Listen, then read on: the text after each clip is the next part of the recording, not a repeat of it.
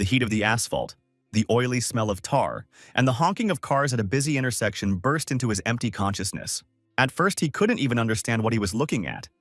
But then he began to distinguish people who were each going about their own business. He looked at his hands, clad in black fingerless gloves, and without a doubt the body belonged to him, and this gave him a certain confidence. But everything else was worrying. Reality was mercilessly attacking him, invading with unfamiliar images, strange houses, strange pillars around which sparked with static electricity. "Where am I?" a tall young man asked himself, wearing a tight black t-shirt and military pants. His clothes did not hide the dense muscles of a well-trained fighter. A bus with mirrored, dark-tinted windows drove by, and the guy saw his reflection. Black hair, as if someone had smeared it with coal dust, and bright blue eyes. He saw this face for the first time, just like everyone else around him. The guy didn't remember who he was, where he was, or who he was. There was a crushing vacuum in his mind, as if he had been hit over the head with a club. On the right sleeve of the t-shirt was an unusual emblem with a skull and crossed knives, Special Corps. And on the other one there is another one with wings. One could assume that his uniform belongs to the military. There was a piercing ringing in his ear, and the guy reflexively swung. With a sharp, direct blow, he broke the trunk of a small tree, which spoke of the monstrous strength of this man. He himself was amazed by such abilities, watching the tree fall with a crash onto the asphalt. The eyes of random passers-by bulged from their heads at such a sight, and they shied away in horror. It was clearly not without reason that the guy realized such combat reflexes in his presence. His fist was not damaged at all by the blow. For a few moments, he simply looked at his hand, and then he heard a voice in his head, as if the interlocutor was standing right next to his ear. "Glad to greet the agent," he said. The unexpected interlocutor spoke to him in a pleasant baritone, with stern notes like a military man, but introduced himself as the combat support artificial intelligence implanted in his body. So, there is a tenant in his body. Another unexpected discovery surprised the guy, but since that was the case, he decided to ask where they were and what year it was. After evaluating the visual data, the voice assistant concluded that they were in the city of Seoul, and the year was 2024. The machine could say about itself that it was developed in 2082, which means this strange anachronism was added to the previously received information. Unfortunately, the machine couldn't tell more, having discovered the data dump, just as its implant carrier had lost his memories. However, from the very moment they appeared, they both had a significant impact on this world. The truck driver, who had been driving carefree until then, suddenly realized that the traffic lights were no longer working and slammed on the brakes. The guy's implant used his visual channel and constantly analyzed it, and it was the first to notice the threat of a collision and gave him a warning. Turning around, the time traveler saw a truck rushing towards him. The truck hit a fence, which sent a steel pipe flying off.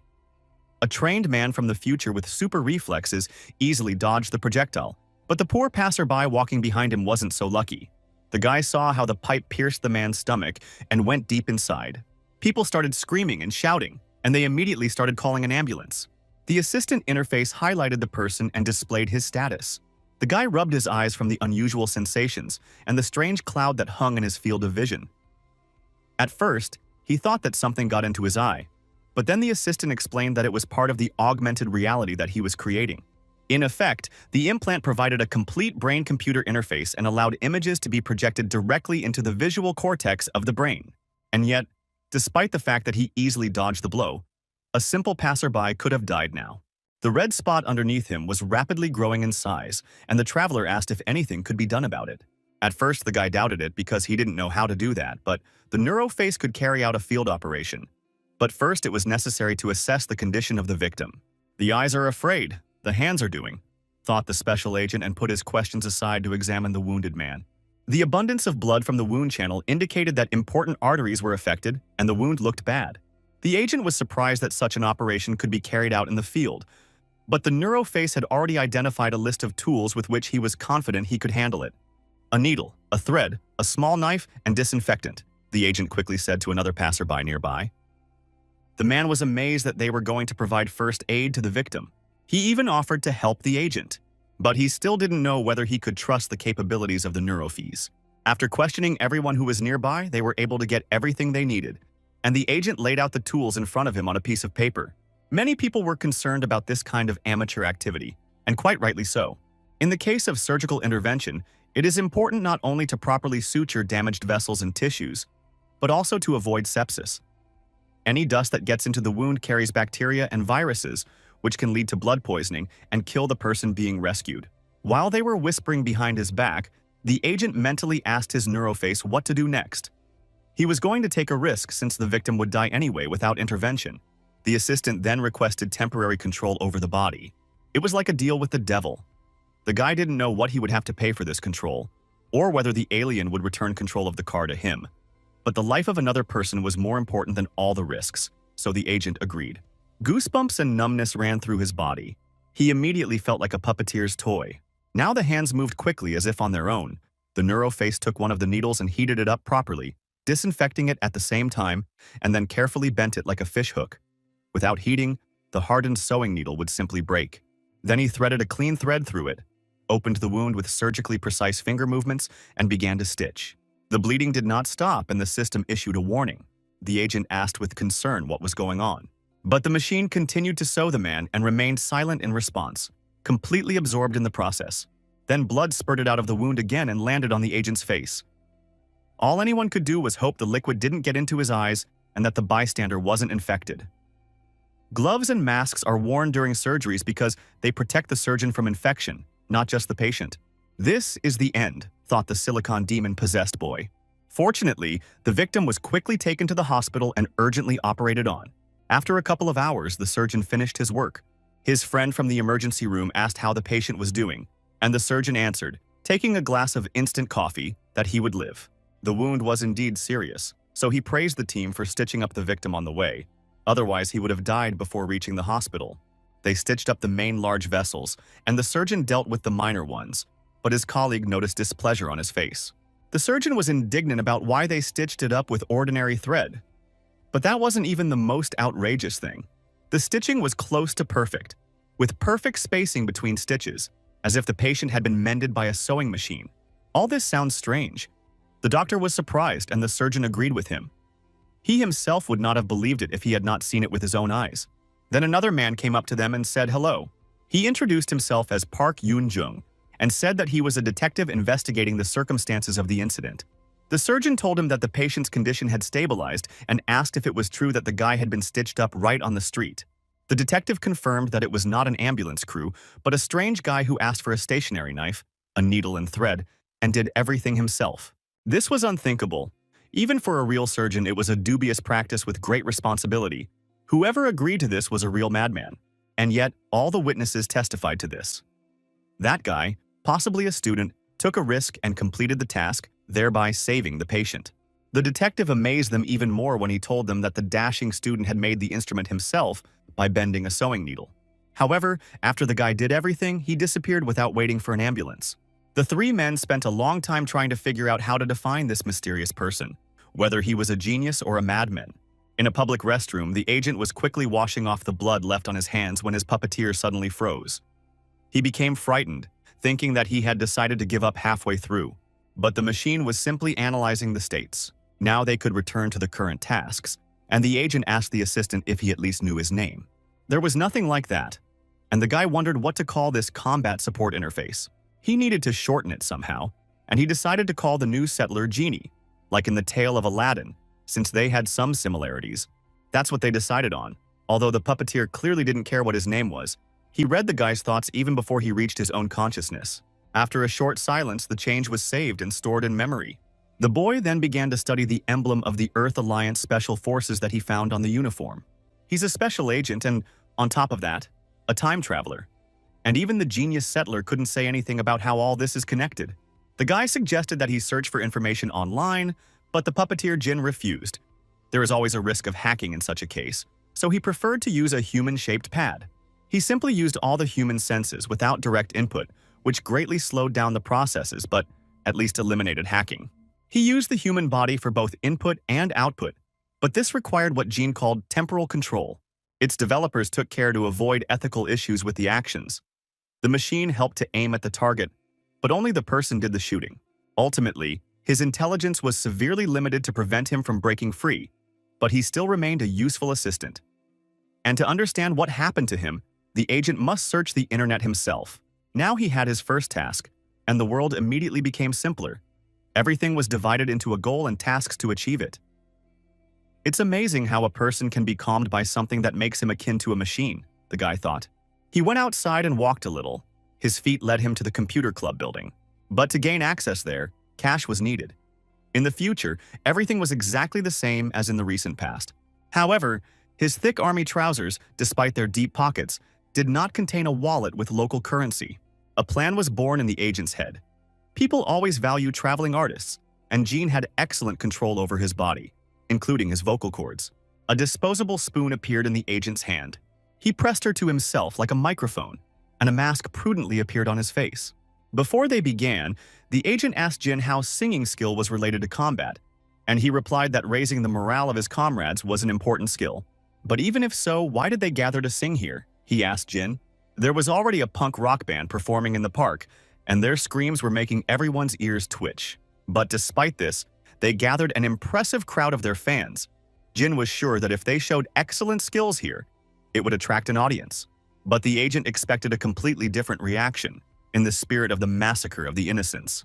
Just in case, the guy warned Gene that, even though he was a genius puppeteer, all the shame would fall on him. "I'm starting," the machine replied coldly. But in the end, they had to move to a place where there was less noise. However, when he started his journey, even without music, taking the words and songs he heard on the radio, it was to the taste of the people in the park. Jin added some artistic dance moves and looked like a professional pop idol. It immediately attracted listeners from all over the park, so they were immediately distracted from the punk band's concert. And they were left alone with the stage. The special agent's voice sounded completely like the performer's tone, only lower, due to the military man's powerful chest. Many people liked this sound even more than the squeaky voice of the original performer. True, in some places Jin was simply improvising, since he didn't hear the song in its entirety, but only in snatches. And yet, this was enough to receive generous gratitude from fans. This money should have been enough for the first search, so the guy praised his talented puppeteer. He fled before the adoring fans could force him to sing an encore. He had no idea that the work of the advanced neural network had attracted the attention of a young and attractive woman who was watching him from the windows of a neighboring building. Her name was Inso. This sweet girl worked part-time at an internet cafe, cleaning and delivering orders. Looking at this girl, anyone would think that she belongs among popular actresses and models. Her blonde hair, big gray eyes, and stunning figure made her look cute even in a work apron. The money filled the box pleasantly, even though it was small. The way they got it was full of absurdity, but the agent didn't care. Meanwhile, the boy considered what to do next if they failed to find out anything. In that case, Jin recommended adapting and contacting headquarters. In other words, to infiltrate, the agent concluded when he came across an internet cafe. The guy immediately went inside. There was a notice at the entrance announcing the cafe was looking for a worker, and that they needed experienced applicants. It was a good way to gain entry, and the employee could also get a free meal. This job allowed them to immediately address the issue of money and food, as well as search for information in their free time. The only remaining issue was lodging. Jin promised to help with clothes and said that he had a way to do this.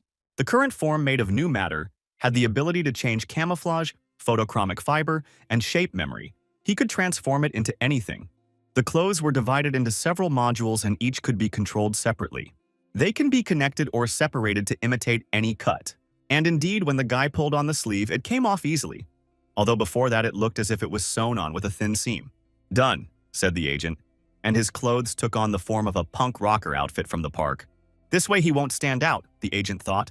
And then he saw two more people coming up the stairs and talking about their own things. They stared in surprise at the man walking around half naked and suddenly fell silent. Then the agent realized that his hypothesis about invisibility was false. They looked at him too closely and for too long, as if he were crazy, and their faces became very elongated. They also passed by silently. The guys avoided his gaze, as if afraid that this punk would start pestering them. They turned pale when they saw his clothes, the agent asked, and Jin agreed with him. And then they tried again, this time using the clothes of those guys as an example. It worked better, and the clothes themselves looked practical and understandable. Gene praised his choice. The cap covered his face perfectly, which is important for an agent. The settlers scanned the hall, where most of the visitors were playing computer games. There was food, a source of information, and a convenient way to pay. This was the very place they were looking for. At the counter, a worker greeted him and crossed his arms over his chest, recognizing that the guy had come to apply for a job. However, he did not take any documents or even a resume with him. However, this was not a particularly demanding position, so the employee simply told him to write a resume here and bring the documents tomorrow. It turned out that this man was the owner of the club, but due to the fact that he lacked staff, he was forced to work himself. Despite this, he still looked critically at the strong-looking guy. A pretty face didn't mean that this young man could cook anything in the kitchen. The owner asked if he knew how to cook on a stove, and the agent nodded affirmatively. After all, to monitor the condition of soldiers on the battlefield, Jin had the skill of field cooking. Then the owner decided to test the guy right away and asked him to prepare a portion of fried rice, while he himself was distracted by another customer smiling welcomingly. Neuroface quickly assessed the situation in the kitchen as if it were an operating room, and marked down all the ingredients needed for fried rice.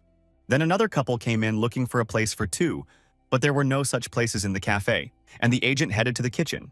When everything was ready, the guy handed over temporary control so that the puppeteer could prepare delicious rice. Fortunately, the data on traditional recipes had not been reset from the system, and a wave of cold tingling ran through the agent's body. The puppeteer resolutely opened the refrigerator. Jin grabbed the knife and chopper and did a few stunt spins to stretch his body and test the balance of the equipment. The owner of the cafe heard the confident sounds of cooking from the kitchen.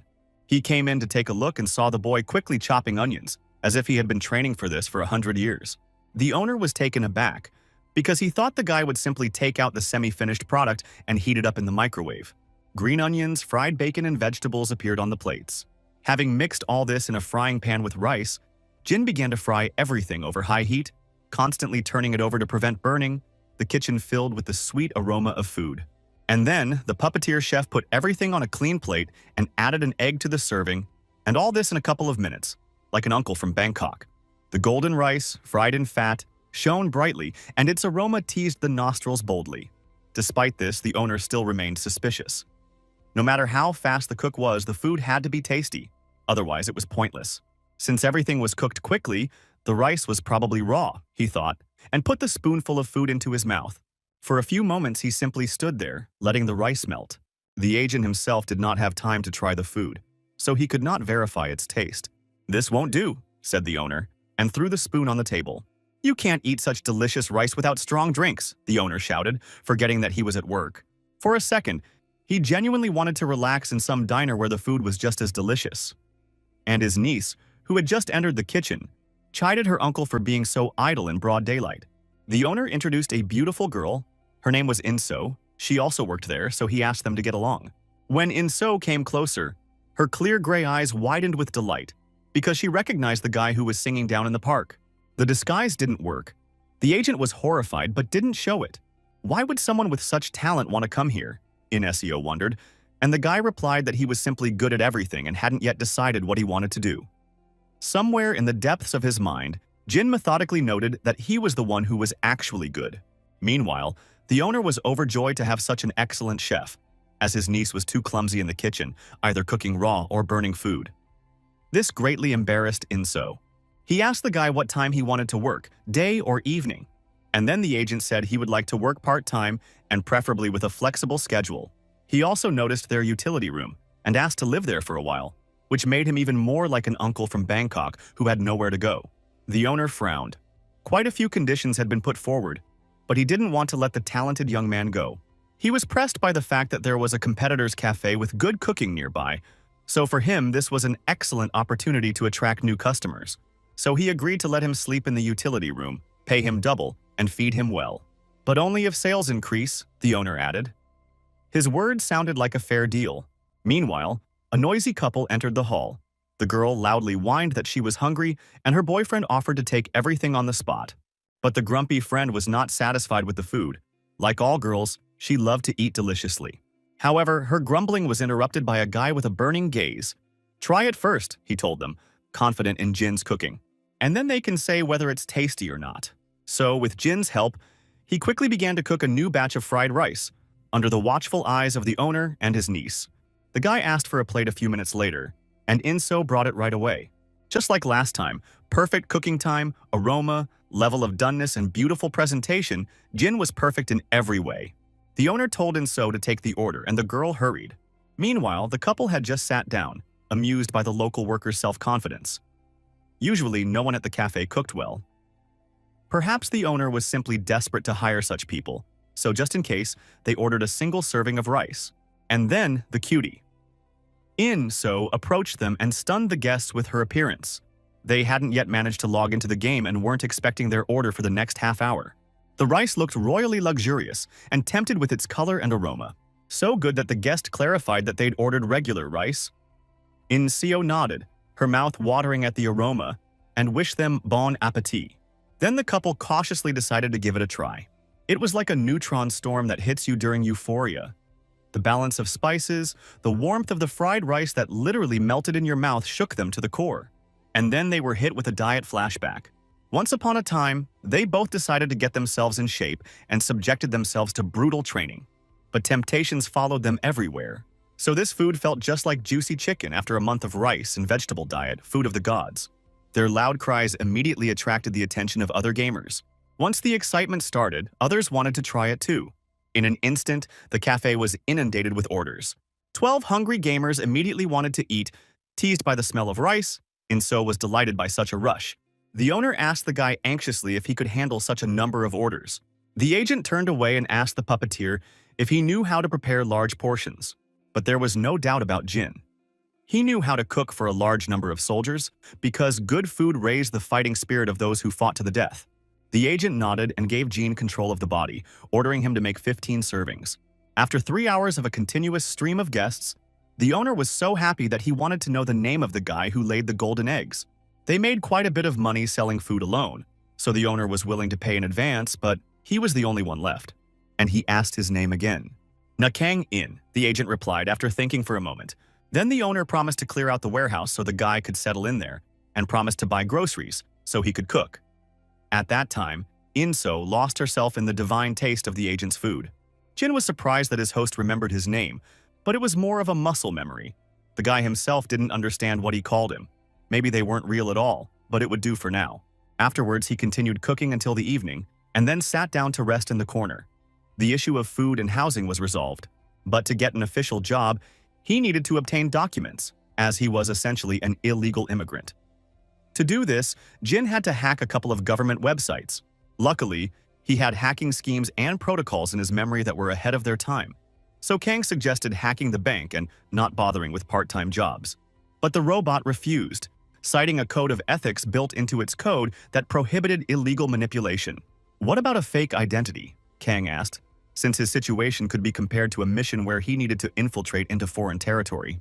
The agent then handed over control again, and the robot began surfing the web, browsing government websites and searching for information.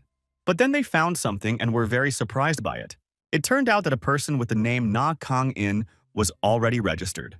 Moreover, their fingerprints were a 100% match, which made this coincidence even more strange. Not only was his data fragmentary, but it also contradicted each other. The legend of an Earth Alliance agent who traveled to the past with an advanced neuroface did not fit with the fact that his personality already existed in this time. A quick check revealed that no alliance existed in 1924. Jin also complained about the lack of data for analysis. Kang then decided to dig deeper and study his personal history in this time, hoping that he did not have a twin brother or clone. But besides the fact that he never studied anywhere and served in the military in an administrative position, and is now unemployed, he has learned nothing. Jin alerted the agent to In-so's approach, and the boy turned around. The girl noticed how quickly he was typing.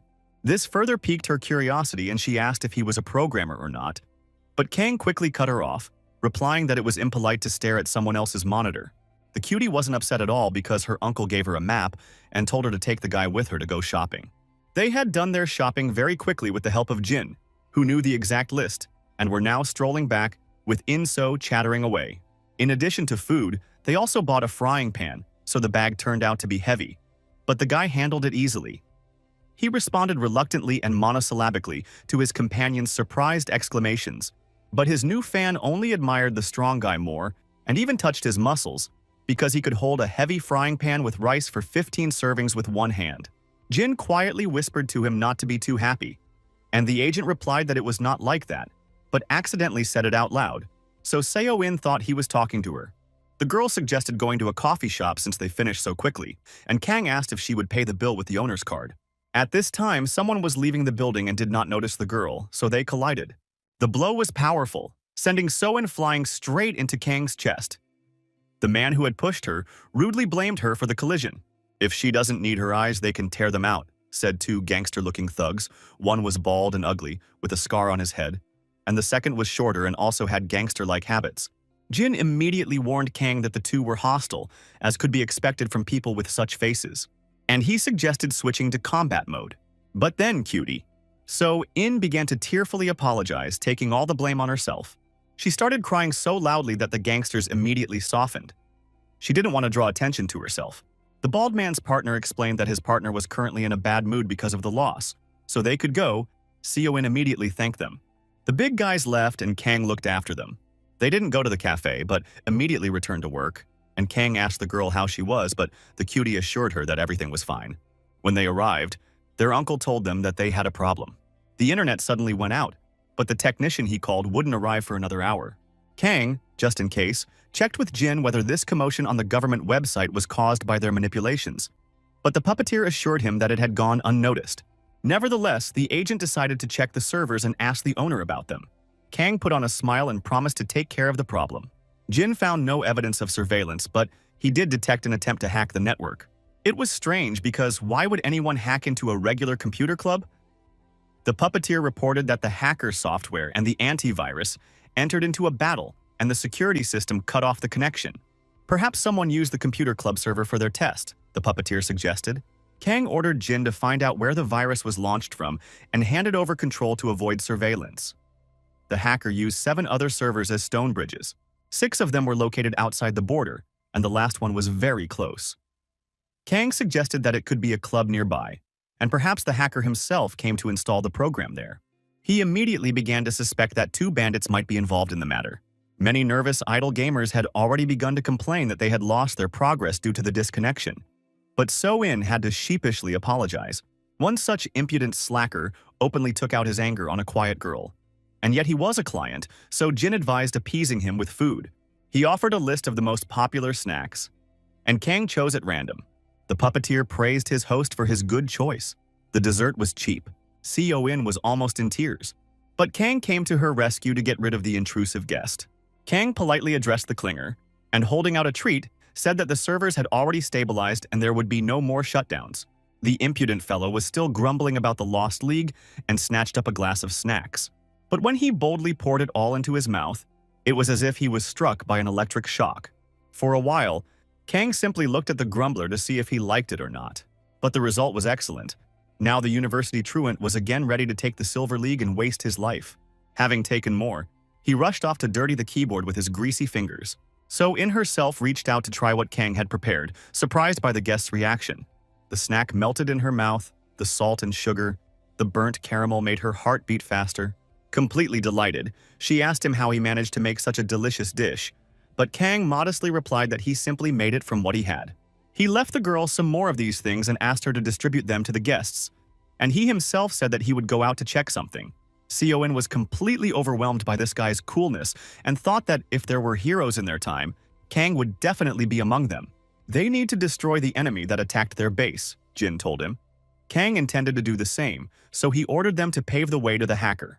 The puppeteer immediately filled the visual field with unusable signs and announced that there were no cameras or other means of detection along the route. So he chose a place where it would be difficult to find him, Kang realized, and decided to go inside the building. When he climbed the stairs, he heard some noise there. The words were hard to hear, and Jin sharpened his ears. Using advanced filters, he suppressed unnecessary noise and improved the sound quality. Inside, the bandits were threatening someone else. Apparently, they weren't hacking themselves, but forced an unemployed programmer to do it. The work wasn't progressing quickly, and the scoundrels were getting nervous. From their dialogue, it was clear that whoever carried out the entire scheme was acting under duress. And the agent decided to help this guy. Jin agreed with him. A few slaps did nothing to speed up the process, and the unfortunate programmer only began to whine louder. And then there was a polite knock on the door. In addition to the programmer, 3 more bandits were found in the room. When the doors opened, everyone stared in surprise at the person who burst in. It became clear at first glance who was the culprit and who was the victim.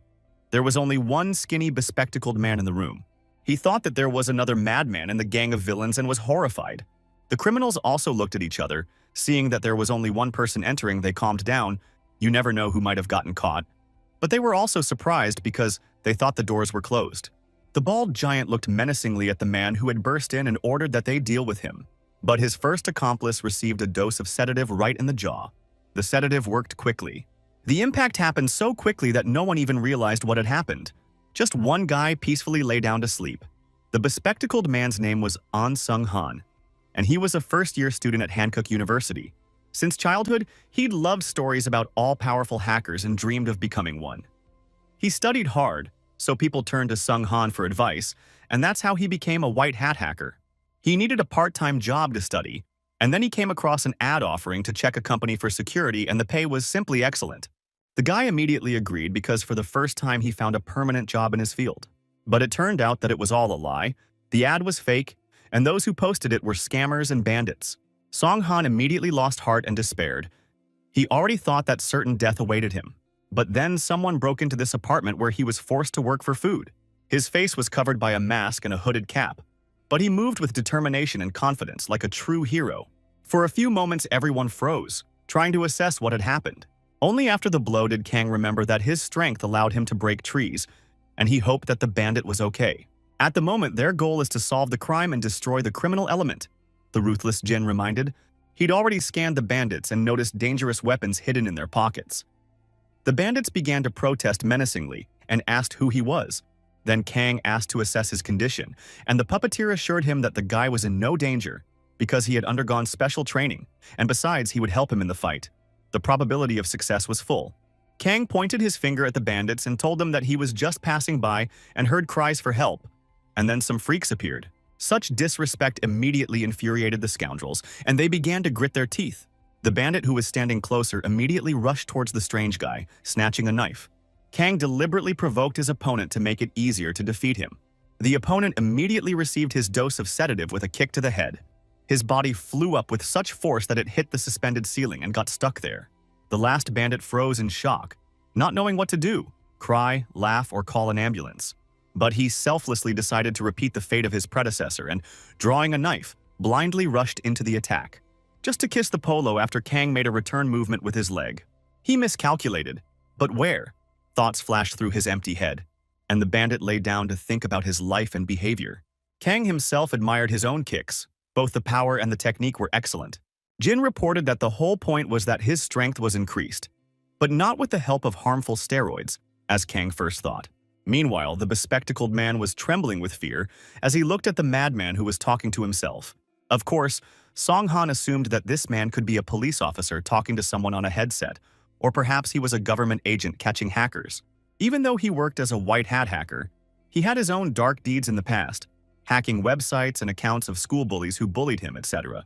Sung-han started shouting and making excuses that he had done nothing wrong. And then Kang looked at him. He begged to be let go, because everything he'd done had been under duress, and he was a kind man who wouldn't hurt a fly. The boy was so tense, even though Kang hadn't intended to do anything to him anyway. Jin confirmed that by all indications the boy was telling the truth, and Kang was surprised that a combat neuroface could even do that.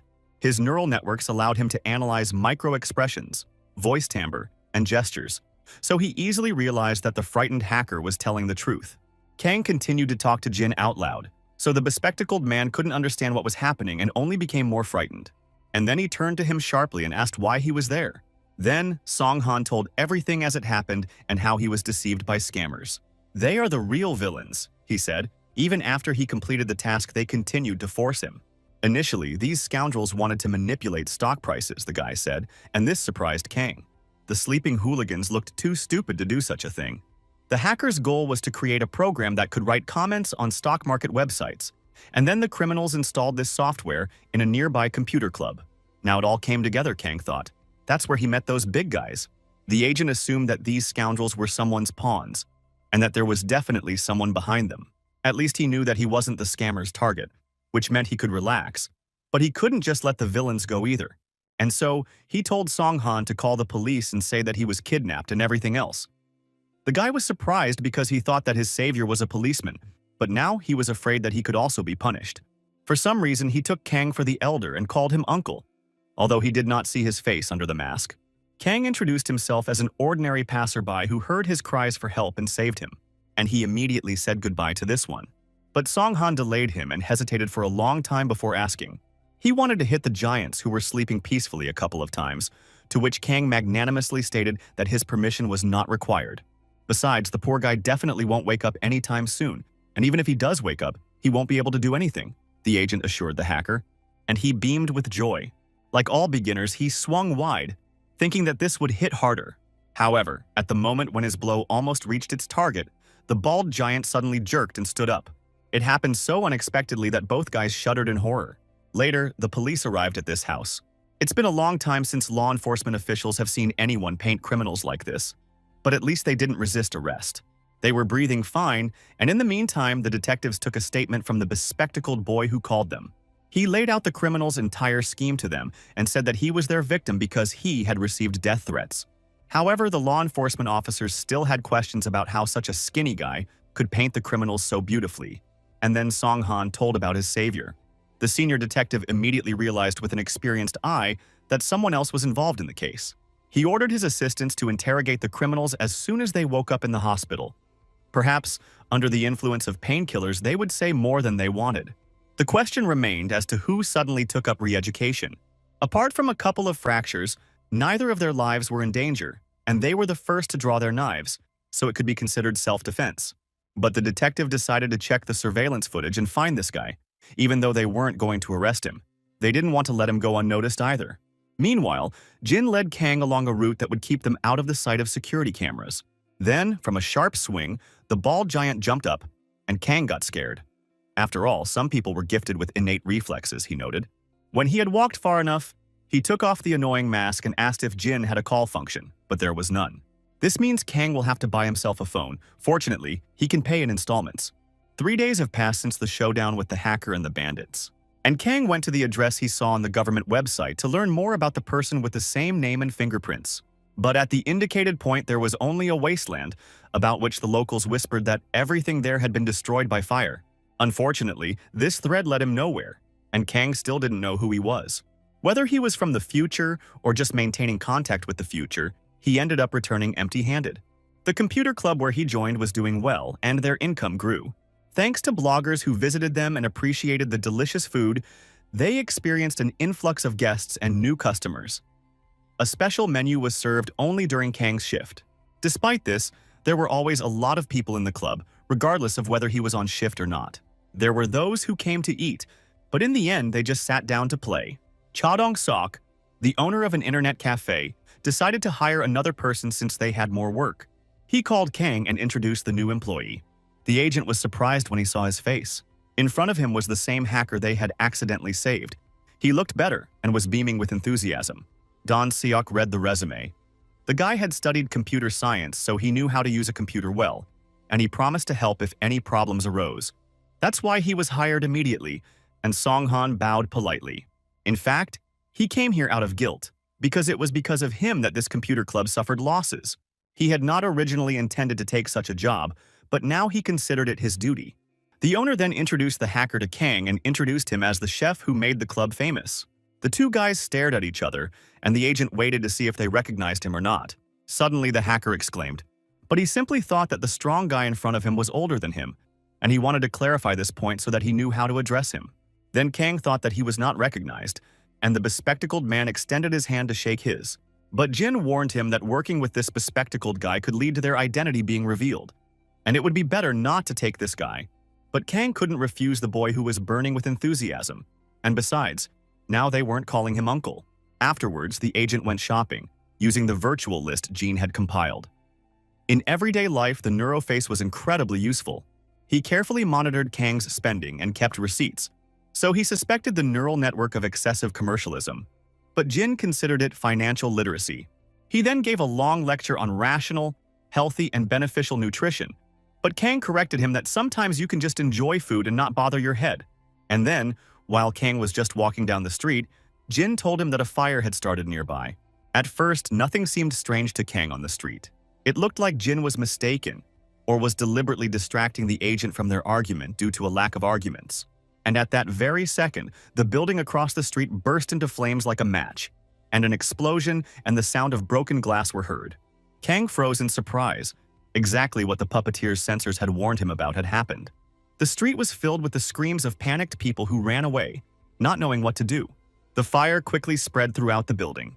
An artificial intelligence combat support system was implanted into his body. The neuroface penetrated his eyes, brain, and spine. Every muscle he had was enhanced to the limit with super reflex implants.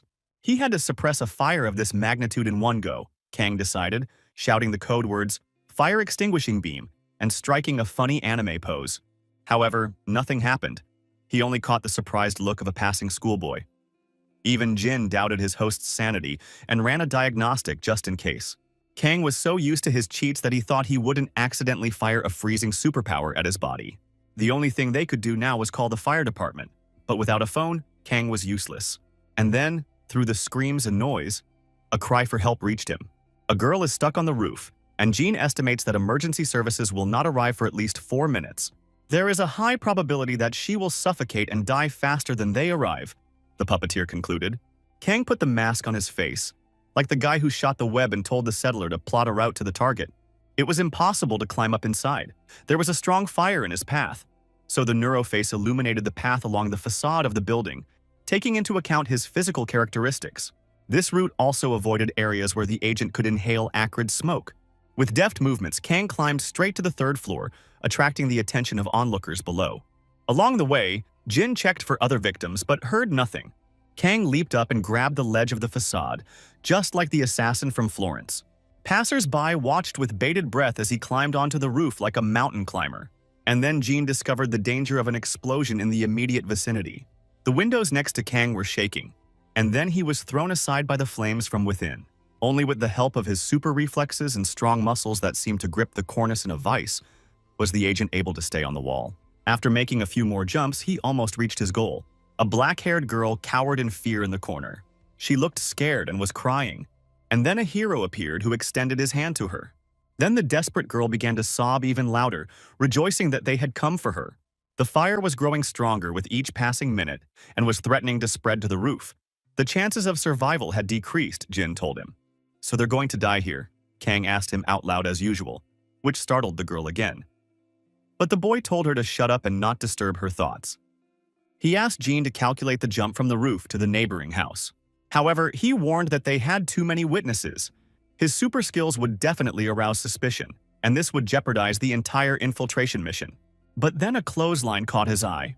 It would have been possible to go down with her help, but the fragile girl immediately declared that she wouldn't be able to do it. Besides, the fire had already reached the walls, so this method of getting down would not work.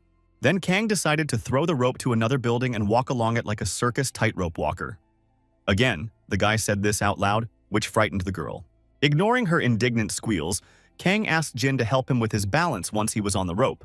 He then took a carabiner and a rope and asked Jean to throw him onto the roof. However, the puppeteer was unable to perform the attack, and Kang himself hooked the carbine onto a loop sticking out of the roof. The machine could cook and cut onions, but it couldn't throw a carbine. Sometimes its protocols worked strangely, and the agent thought confusedly. There was nothing left to do, so he threw the rope himself and asked Jean to adjust the aiming. It worked out well, and the carabiner snapped right onto the stairs of another house. The plan worked, and Kang was able to stretch the rope so that it could be walked on. After that, he quickly grabbed the girl who was fluttering in his arms, shouting that he wanted to kill her along with himself.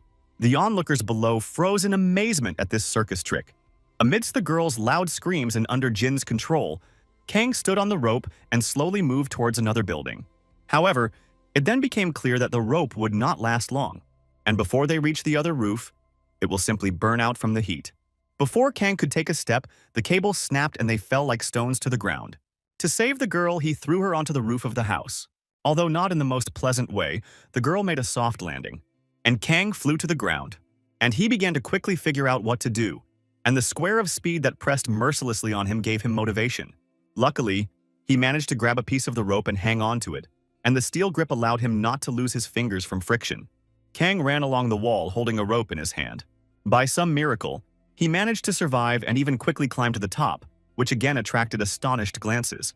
Using inertia, he jumped onto the roof, and he landed like a superhero, although this whole story made the guy nervous. Then he asked the girl how she was. She screamed as if she had seen a ghost, but Kang convinced her that he was still alive.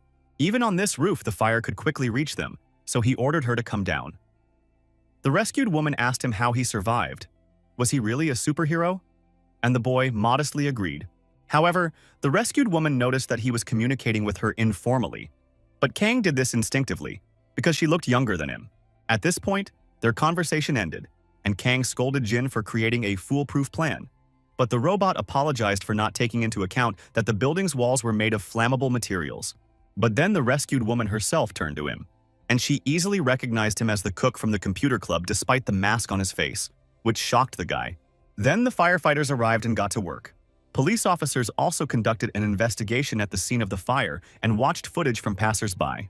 The guy in the video definitely had to be either a tightrope walker or a mountain climber. They had only one clue: the package that the boy threw away when he saw the fire. To climb the house and save the girl, he needed his hands free. So most likely this package belonged to the hero, the detective concluded. At least that's what his intuition told him. They then examined the contents of the bag, several sauces and wet receipts. However, the store's name was still on them, and the assistant offered to inspect the cameras and find the guy. But the senior detective refused, since the hero had not committed anything illegal. But then his thoughts were interrupted by the captain's call, and the detective reluctantly picked up the phone, grumbling without any subordination. But the chief was angry, because what happened was not a simple short circuit, the detective assumed. But that wasn't the point. A dead person was found on the third floor. The detective swore angrily, hoping there were no casualties. Now he simply had to find the tightrope walker and interrogate him.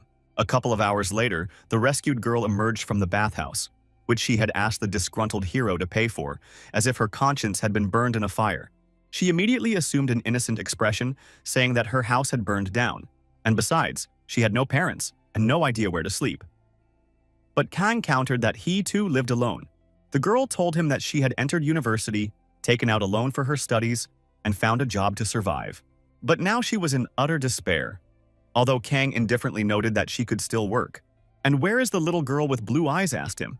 Then she remembered that he worked in a computer club and asked if they needed workers and then asked him to take him with him. And when Kang ignored her and started to walk away, she clung to him with all her might. The agent replied that all questions should be directed to the owner, who was simply an employee. The annoying girl asked me to put in a good word for her. Kang refused and asked casually how she recognized him. And then the little girl replied that she often goes to the club. After all, she is a miracle streamer. Without a home or a computer, she had to connect directly from the club. She's the beauty and the good player, Kang noted dryly. However, he quickly discovered she's a bad player and only has 30 subscribers. At that moment, he felt sorry for the lazy woman and he took her with him. When Kang returned from the store, he was met by a worried Seo-in who asked why he was so late. And then she saw a strange girl who introduced herself as Yunarin and said she would be working here. Not yet, Kang corrected her. Then he told the story about the fire and said that he was so distracted by it that he lost the bag. But Soen only laughed at this, despite the fact that the guy spent money and lost the sauces. Jin also decided to perk up and remembered that most likely the agent was filmed by many people who were downstairs, so he needed to quickly go online and look for information about himself. Videos from the scene have already gone viral online, and there have been many of them. Kang suggested simply deleting them from the network, but even the advanced Jin didn't possess such hacker magic. His skills were more specialized in warfare and countering hacking by other hackers. But without them, he couldn't even demonstrate his skills. Meanwhile, one detective decided to go into a computer club. Using eyewitness accounts and cameras, he quickly found the place where the tightrope walker was working. After his work shift, Kang returned to the utility room. He sat at the computer for a long time and searched the internet, but found nothing. So he lay down on the sofa. He even checked various rumors about time travelers, but if there were any, they had to hide themselves just like him. Kang definitely came from the future, as his implants and enhanced body could not be created with current technology. And then he checked yesterday's incident and was horrified to discover that a man had died in the fire. And at first, Kang thought that they had not noticed him. But Jin said that this was not so. The deceased was found in the room they passed by yesterday. On the other hand, the implant did not have special vision and used the host's eyes, so it could miss something. Jin was sure that he did not sense anyone's presence. But what if the man was already dead? It suddenly occurred to Kang. Then the fire itself might not have been entirely accidental, and the puppeteer agreed that the likelihood of this was high. Voices were heard from outside. A man came and said that he was from the police. He was looking for the owner of the card that was used to pay in the store yesterday. The detective also had physical evidence with him, in the form of a bag of sauces. Seo-in immediately recognized the shopping list in the bag and quickly handed it over to Kang. Here the Alliance agent himself left his hideout, and So-in told him that the detective had brought him the lost package. But he was deeply disturbed by the fact that, according to the girl, the guy had simply been distracted by the fire and lost the package. The girl, however, thought that the police were now also returning lost items. Kang thanked the detective politely. He handed him a business card and asked him to give testimony about the fire incident if the guy remembered anything. With that, they said goodbye, So-in smiling sweetly at the detective. To find the killer, Kang thought, he needed the help of a detective and decided that he needed to meet with him. Now that he had an ID, Kang could confidently deal with the police, Jin agreed. Meanwhile, So-in suggested they spend time together and get to know each other better. Jin told Kang that his connections with the police would help him in the future, and the boy then agreed, out loud as usual. So-in, thinking he'd agreed with her, was delighted. The girl immediately began jumping for joy that they would be working together today, but Kang refused, citing that he had things to do. He left like that, leaving the cutie completely bewildered. But the silly girl liked this unpredictability. At the police station, Kang met a detective who had just brought him a package. The detective thought that they had come to thank him for such a trifle, but the guy hadn't brought anything with him, and for a second there was an awkward silence. The detective felt ashamed of his haste and asked why the guy was there, to which Kang stated that yesterday's fire may have been part of the murder. The detective nodded. They had indeed found a body, and Kang repeated that he considered it a murder, to which the detective responded skeptically, anyone could make any assumptions, but there needed to be compelling evidence. And then Kang reported that yesterday he did not find any living people inside when he was climbing up the building. The detective nodded, and only a second later the meaning of what was said reached him and he screamed. The tightrope walker shouted and pointed his finger at the guy, and Kang modestly confirmed his guess. Why didn't he ask anything right away, the detective wondered, to which the agent reasonably noted that he hadn't been asked anything. But now the detective was more concerned with how the guy managed to climb the building and jump on a rope like the Florentine assassin. But Kang cut off this stream of curiosity and asked the policeman to return to the matter, who sheepishly took out a notebook to write down the testimony. During the fire, no cries for help were heard from inside. The person was either already dead or unconscious. Kang assumed that the arson was set to cover up the traces of the crime, since yesterday he checked every floor when he went up. Another officer came up and asked Detective Pak if they had received the results of the examination, but they had not yet received them since the autopsy took more time. Another employee reported that the fire could have started due to a short circuit. Unfortunately, there were no useful cameras in the area. While the police argued about the best course of action, Kang began to think. Then he asked Jin if he by any chance remembered the faces of the people they saw yesterday. The puppeteer remembered and even recreated the recording before and during the fire. He kept it because he considered it important. Kang told detectives he saw 3 people come out of the other side of the building just before the fire. The first one came out of the alley and was talking to someone on the phone, a bracelet on his left wrist, and a checkered shirt missing 2 buttons. Under the shirt was a white t-shirt. The phone was in a gray case. Kang continued to sketch out details, which surprised the detective. Then he described the second and third in the same way. It was not difficult because he was looking straight at them. The detective asked for help in drawing up a composite sketch. The person responsible for the photo fit was not there at the moment and we had to wait, so Kang said that he would draw everything himself. He modestly agreed that he could draw a little. Of course, Kang wasn't an artist. He knew that despite the loss of his memories, but Jin certainly knew how to draw. The agent asked the puppeteer to bring the suspects' faces into view. Then, under the strange gazes of the police, he began to converse with Jin, whom no one heard, and to draw. There was no point in speaking out loud. They could communicate mentally, but the agent kept forgetting. Now the faces of the suspects were projected onto a piece of paper, and all that remained was to trace them. Kang finished, and the police looked at the sheet of paper. The image was just a little lacking in pressure and shadows. Realizing what a mistake he had made, the agent immediately crumpled the piece of paper out of shame and embarrassment. He was just stretching his arms. He apologized to the detectives and asked them to wait a bit. "Why doesn't he draw?" Kang Jin asked, and the puppeteer asked for control first. The police were about to call the expert and hurry him up. They were disappointed, because the guy spoke of his skills with great confidence. But then they looked in his direction again. Surprise was frozen on their faces. Kang simply moved the pen from side to side, and gradually an image appeared on the sheet of paper, as if it had been printed by a printer. Few artists were capable of such speed and precision, so Jin's mastery caused a stir. And then he showed them perfect graphic portraits of the 3 suspects. The senior detective immediately ordered that this description be sent out to everyone and that these people be found. The next day, Jin once again delighted people with his wonderful cooking. The mushroom soup was a hit with everyone, so the kids continued to praise Kang even with their mouths full. Seo-in remembered hearing on the news that the building where Yuna lived was deliberately set on fire, but the suspect had already been found and detained. They found melange in his pockets, the girl added. Kang was surprised by the speed of the police. Only yesterday he gave them the description. And all this thanks to Jin's skills. Then, Detective Pak himself called him and thanked him for his help in catching him. 2 of the 3 suspects simply lived in the area, but no one knew the third, and it turned out that he was a friend of the deceased. Datura was found in a man's wallet. Perhaps the killer came to borrow money, but without receiving it, he started a quarrel and ended up killing his friend. The most disgusting thing is that the killer was caught in the place where he was buying dope, and a famous actor was caught among this crowd. So the case has now received wide publicity in the media.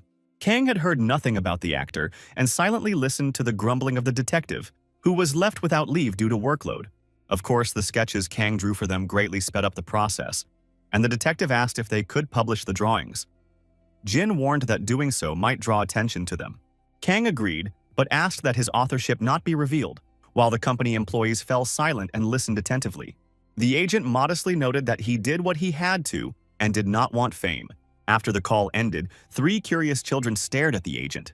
Kang told them that he had drawn something, and the 3 of them laughed, thinking that the drawing was terrible since the guy did not want to reveal his authorship.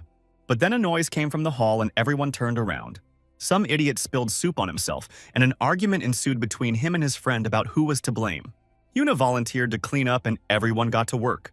She worked diligently, hoping to receive encouragement from the owner for this. And she was in such a hurry that she didn't notice the person in front of her, so she collided with him and fell. Yuna began to apologize, and the man who fell with her complained of pain in his wrist. It looked like a normal bruise, but the guy started whining and complaining that he had a fracture. Yuna immediately panicked and was about to call all the services at once, but Kang doubted that there was a fracture. Jin assessed the condition visually and apparently noticed swelling and puffiness, so he concluded that there might be a crack, and to confirm this, he needed to palpate the bruise. Kang asked for his hand to look at, and the fat man was surprised to hear such a request from the cook. Jin checked the condition of the muscles and ligaments. The bone was undamaged, but the wrist was sprained. Kang told the boy the bone was fine. He was still complaining of pain, and he promised to help him with that. After some minor manipulations, the swelling decreased a little and the pain partially went away. Seo-in and Han Song were surprised that their cook was capable of such a thing. The girl even wanted to damage something. The agent warned the victim that it would be better not to put any weight on his arm for another day, or it would get worse. However, it turned out that he works as a cook in a van and has to cook in another area tomorrow. He was invited to work part-time by a film company that was doing urgent filming, and then Yuna offered her help. Unfortunately, Yuna could only cook instant noodles, while the victim needed a cook. And then he looked at Kang with eyes full of pity and hope. Jin clarified that this is the look of a desperate man who will not accept refusal. However, Kang refused, but the cook promised to pay 300,000 won for 1 day. And the secret agent from the future immediately changed his mind, hitting the chubby guy on the healthy arm. They immediately agreed on the menu, and the fat man was very happy about it. He liked Kang's cooking. He himself came to this club after hearing that the food here was delicious, and after trying it, he was shocked. Now he was sure that he could learn something from the guy if they cooked together. For the agent, such a trip was also useful. He had already learned everything about the place where he was, and now he had to investigate other areas. The next morning, they set off for their destination. The fat man praised the guy for his driving skills, and Kang modestly noted that he simply had experience. Of course, the food truck was driven by Jin. The chef was excited, hoping to surprise the actors and film crew with good food. He also said that the actor who was caught using dope at the party took part in the filming. There was only a week left until the premiere, and it was unclear whether the film would be released. The chef stated that this could not have happened, which is why urgent reshoots of the film took place. It's good that work has become available for the mobile chef, but the studio is a mess because all the scenes with that guy had to be reshot. The premiere date could not be rescheduled, as the film was scheduled to be shown in many cinemas. And if it was cancelled, the company would suffer losses. The director's name was Song Ten-min, said the chef, who liked his work and was confident that this professional could handle everything. Ten-min himself sat tiredly in his chair and was nervous. He didn't like anything he saw. The assistant suggested doing another take, but they didn't have time for it. The director lamented that he would have to agree to this horror, and all because of one fool. And then he exploded like a stick of dynamite and promised to rip the bastard's head off if he saw him. The assistant suggested that we first have a snack and rest, since everyone was nervous and tired. But in the end, he only became a lightning rod for Tenming, who began yelling at him, saying that he would not be able to eat now. However, as soon as he tasted the food of the silicon gods, he immediately calmed his anger. This food was created and optimized to boost morale on the battlefield, a place where people experience far more stress, so it worked. It was as if someone had added melange to it, said the assistant, and the director angrily shouted at them not to remind him about the spices. They looked at the young guy who was cooking today instead of the chef, and were amazed that at such a young age he was such an excellent cook. The assistant tried to cheer Tenmin up, saying that the view here was gorgeous, the weather was great, and he needed to relax and think positively. They are lucky that other actors are not involved in this dirty business. But then actress Shin Ha ran out onto the set and reported new problems. One of the stunt doubles had sprained his ankle and couldn't continue. They immediately hurried to the victim, throwing down their sticks. And they saw the dubbing actor sitting on the ground with a dislocation. He clearly needed first aid, but they were in the mountains and didn't know how quickly an ambulance would arrive, or if it would arrive at all. Now the director, who had regained his spirit, finally fell into despair, not knowing what to do. Why are they so unlucky? It's as if they were jinxed, the boss said sympathetically, and he asked Kang if he could help the guy, because he had helped him with his wrist. Jean advised immobilizing the joint. This should help. Kang immediately headed towards the guy. Approaching the actor, he said with a serious expression that he would examine his injury. He also told the director that although he would provide assistance, the victim still needed to be taken to the hospital. Turning to the girl next to him, he asked her if she was a staff member, and she was taken aback by the stupidity and absurdity of the question. He asked her to get some compression bandages from the first aid kit, and Shinha didn't know what to answer. She would have continued staring at him if the director hadn't asked her to quickly bring the bandages. On the way, she came to her senses a little and began to figure out what had thrown her off track so much. Whether it was intentional or accidental, some cook had just mistaken her for a servant. Of course, she was a supporting actress, but even so, it deeply affected her. Shinha quickly returned and brought bandages. Kang thanked him and began to provide first aid. Strange crunching sounds came from his direction, so the impressionable actress turned around. Jean diagnosed a severe sprain, but it was not a dislocation. Kang carefully applied the bandages as per the puppeteer's instructions. At first, the victim felt pain, but now he felt better, as if the bone had returned to its place, and he could move freely. Kang warned that heavy loads on the joint are contraindicated. This help is temporary, and until complete recovery, it is impossible to move, he said, which again upset the director. His assistant consoled Tenmin, saying they would find another understudy. But where could they find another guy with the same build, and when would he have time to come to these mountains? And they still need to learn the movements. This day is already lost, which means they won't make it to the premiere, and then everything is lost, the director started shouting. Then the assistant suggested that Yu Chang himself, who played the main character, perform all the stunts. And the actor who approached assured them that he could handle it.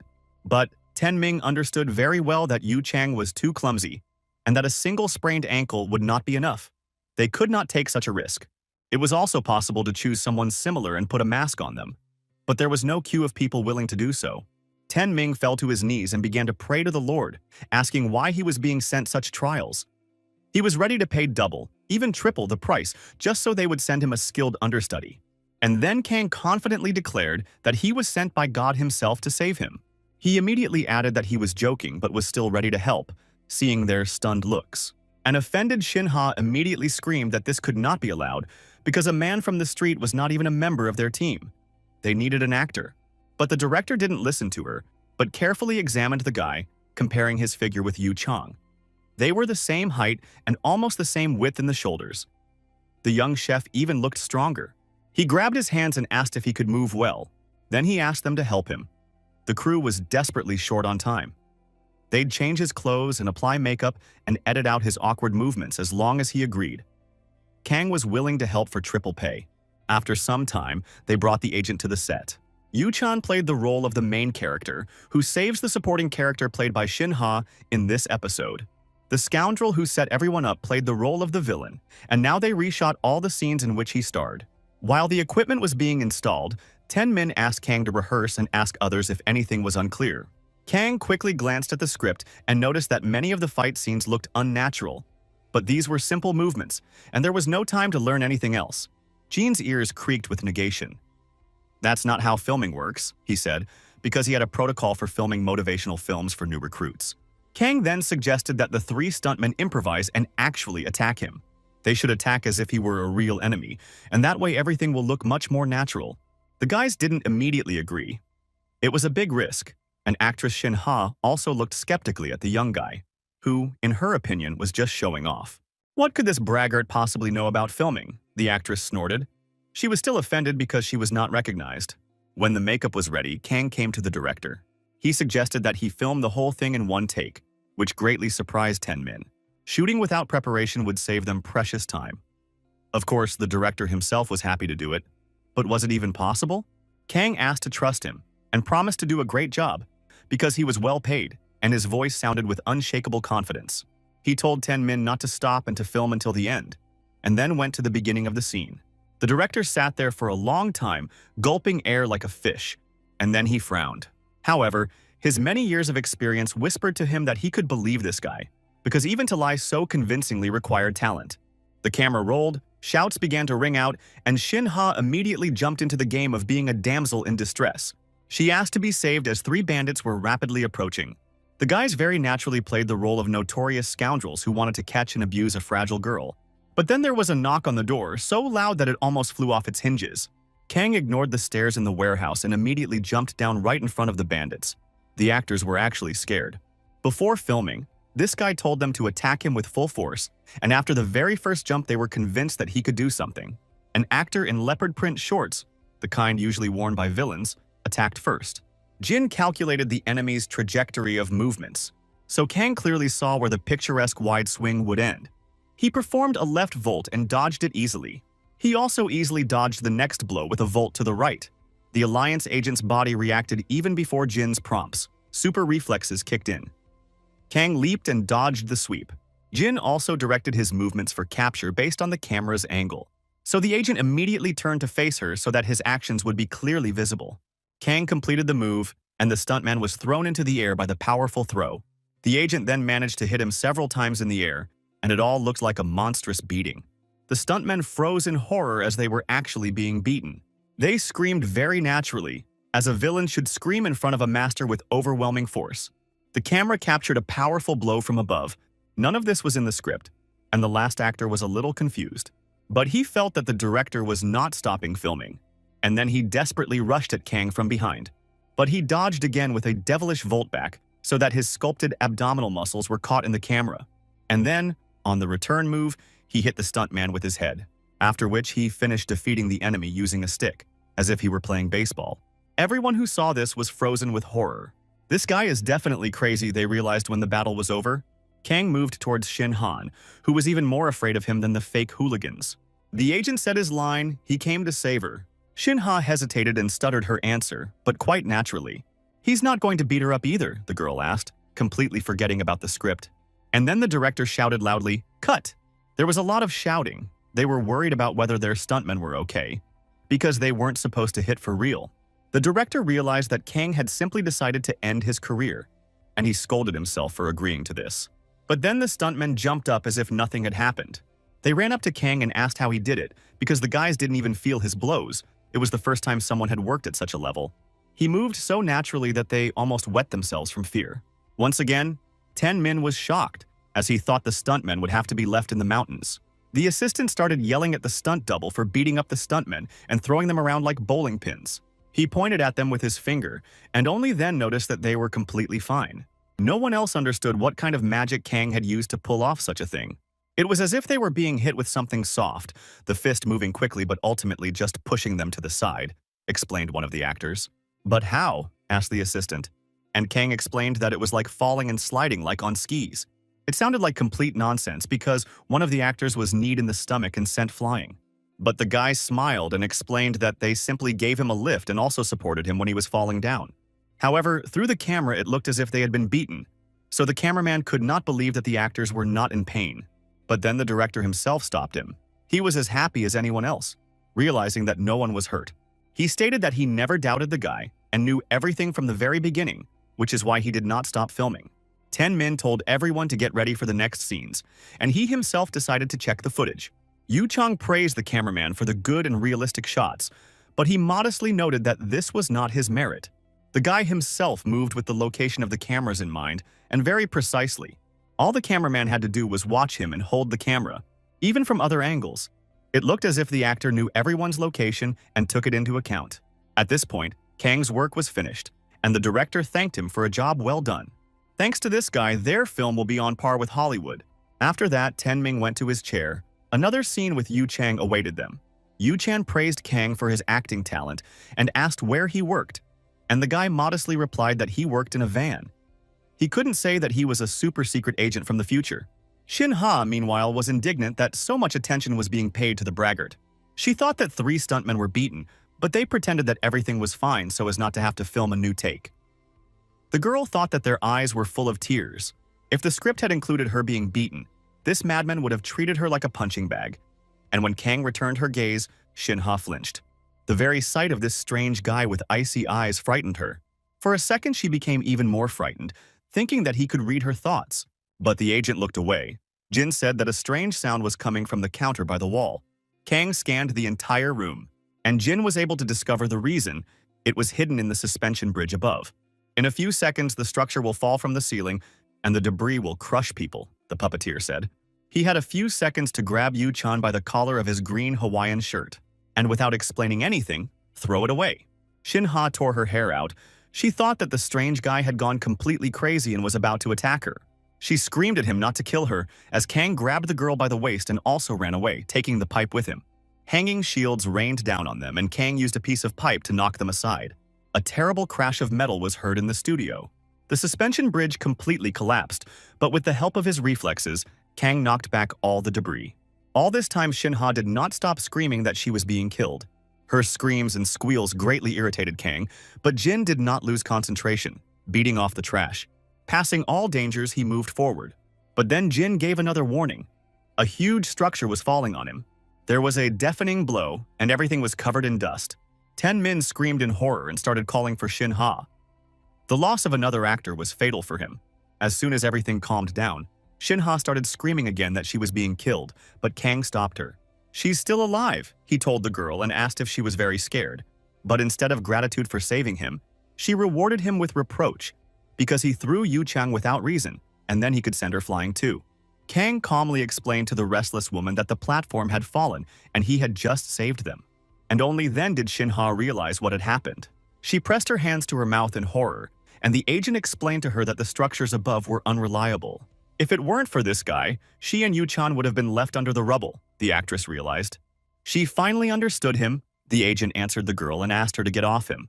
The embarrassed actress immediately jumped away. Yu Chang also thought that he had somehow angered the guy, and he had thrown him away.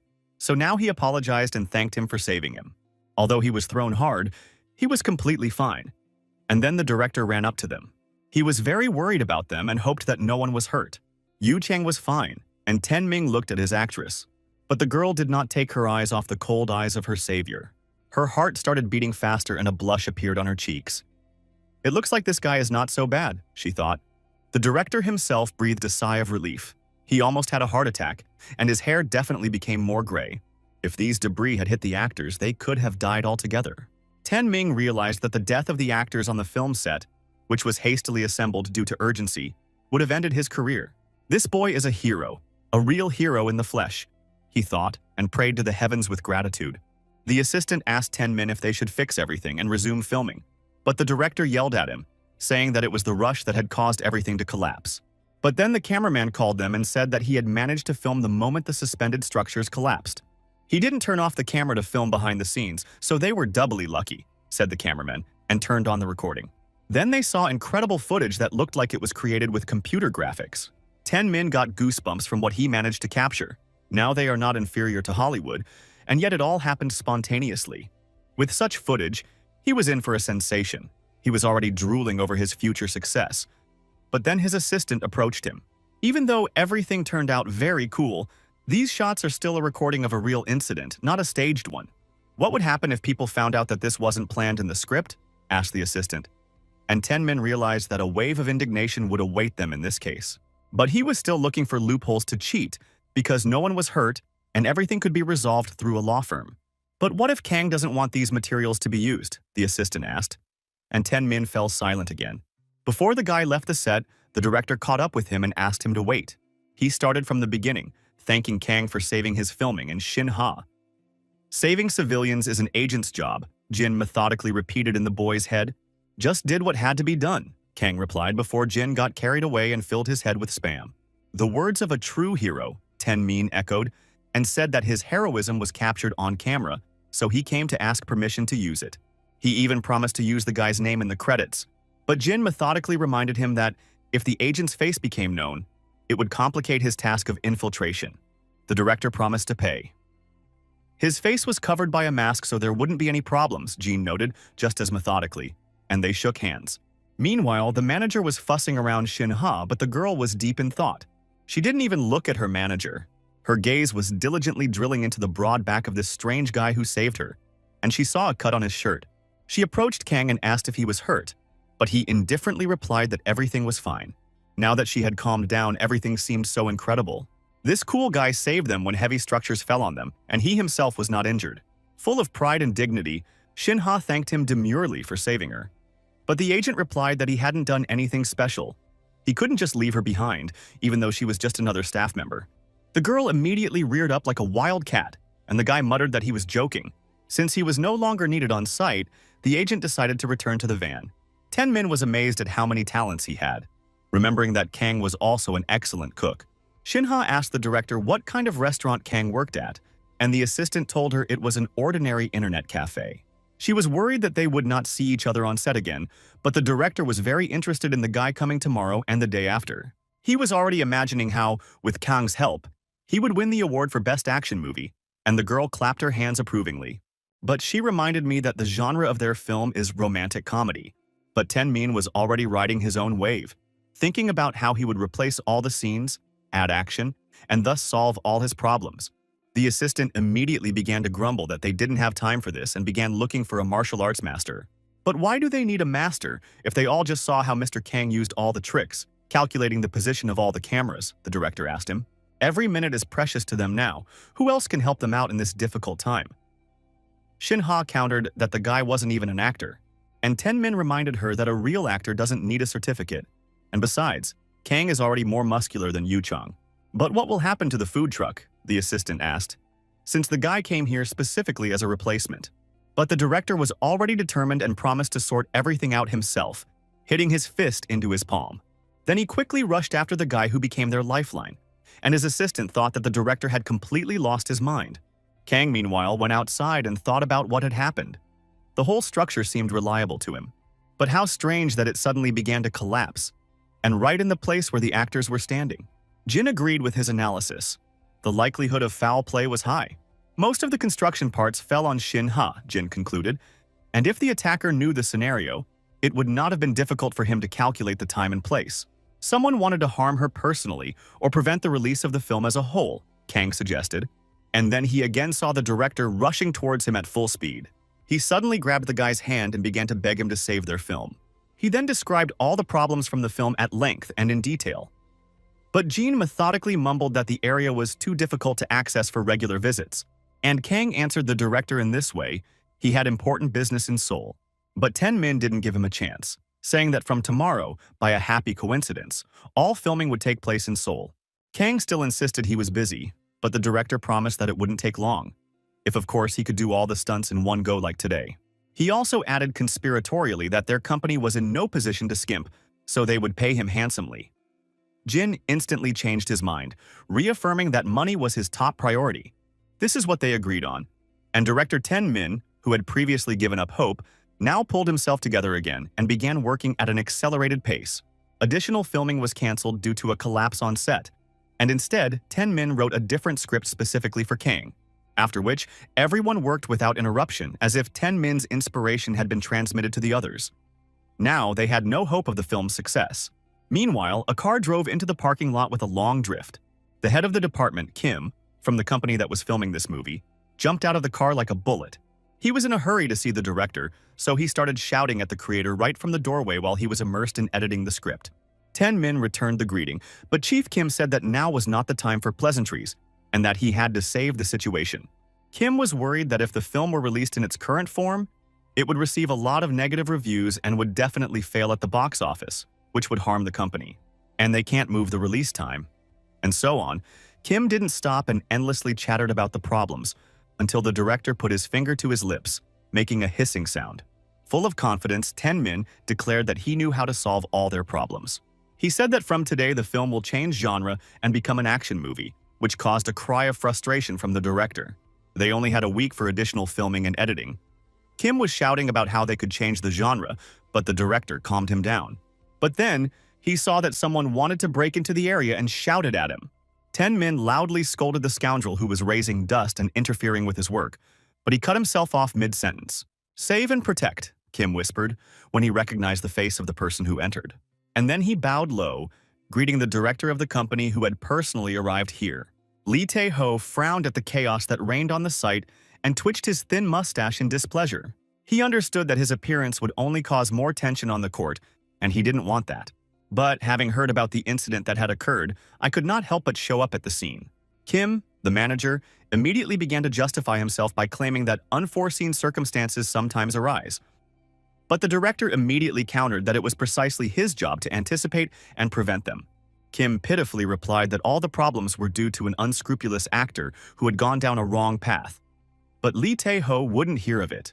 But then a little angel ran onto the set, hearing her father swear loudly. Her name was Lee Min-ji, and she had been playing children's roles since childhood.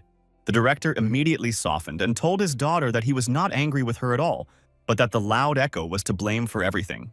And then he quietly muttered through his teeth, asking if Min could finish everything in a week. The director nodded. He still hoped that Min would live up to his reputation as the best director in the country. And then he told in detail about an incredible guy who would change the history of cinema. But the director had never heard of him. "He must be an incredible person. Perhaps he came from abroad to hear such things about him," said Lee Tae-ho. Then Min took him outside and pointed at the food truck. At first, the director did not understand what was being discussed and what he should be looking at. "The cook who prepares a huge portion of rice is a martial arts master," he finally said, his tone full of disbelief. And he stared in amazement at Kang, who was calmly stirring the rice. "But why is the master cooking rice?" The director was surprised. "It's his job," the director answered just as confidently. What was happening was increasingly looking like a ridiculous prank or an outright lie, so Tae-ho became angry. This chef was hired as a martial artist, and he also doubled for Yu-chan in the action scenes. The director repeated everything he heard, and the director nodded his head vigorously. "What kind of joke is this?" The director was indignant. "They are already on deadline, and they are brazenly deceiving him here," he hissed at Min. He accused the director of simply wanting to bury the film and pocket part of the budget for himself. A heated argument ensued as Min tried to explain everything. But the director was adamant and demanded that after filming, he submit a report detailing every expense down to the last penny. And then he turned to leave, not listening to the director's excuses, and told manager Kim to check all the reports later.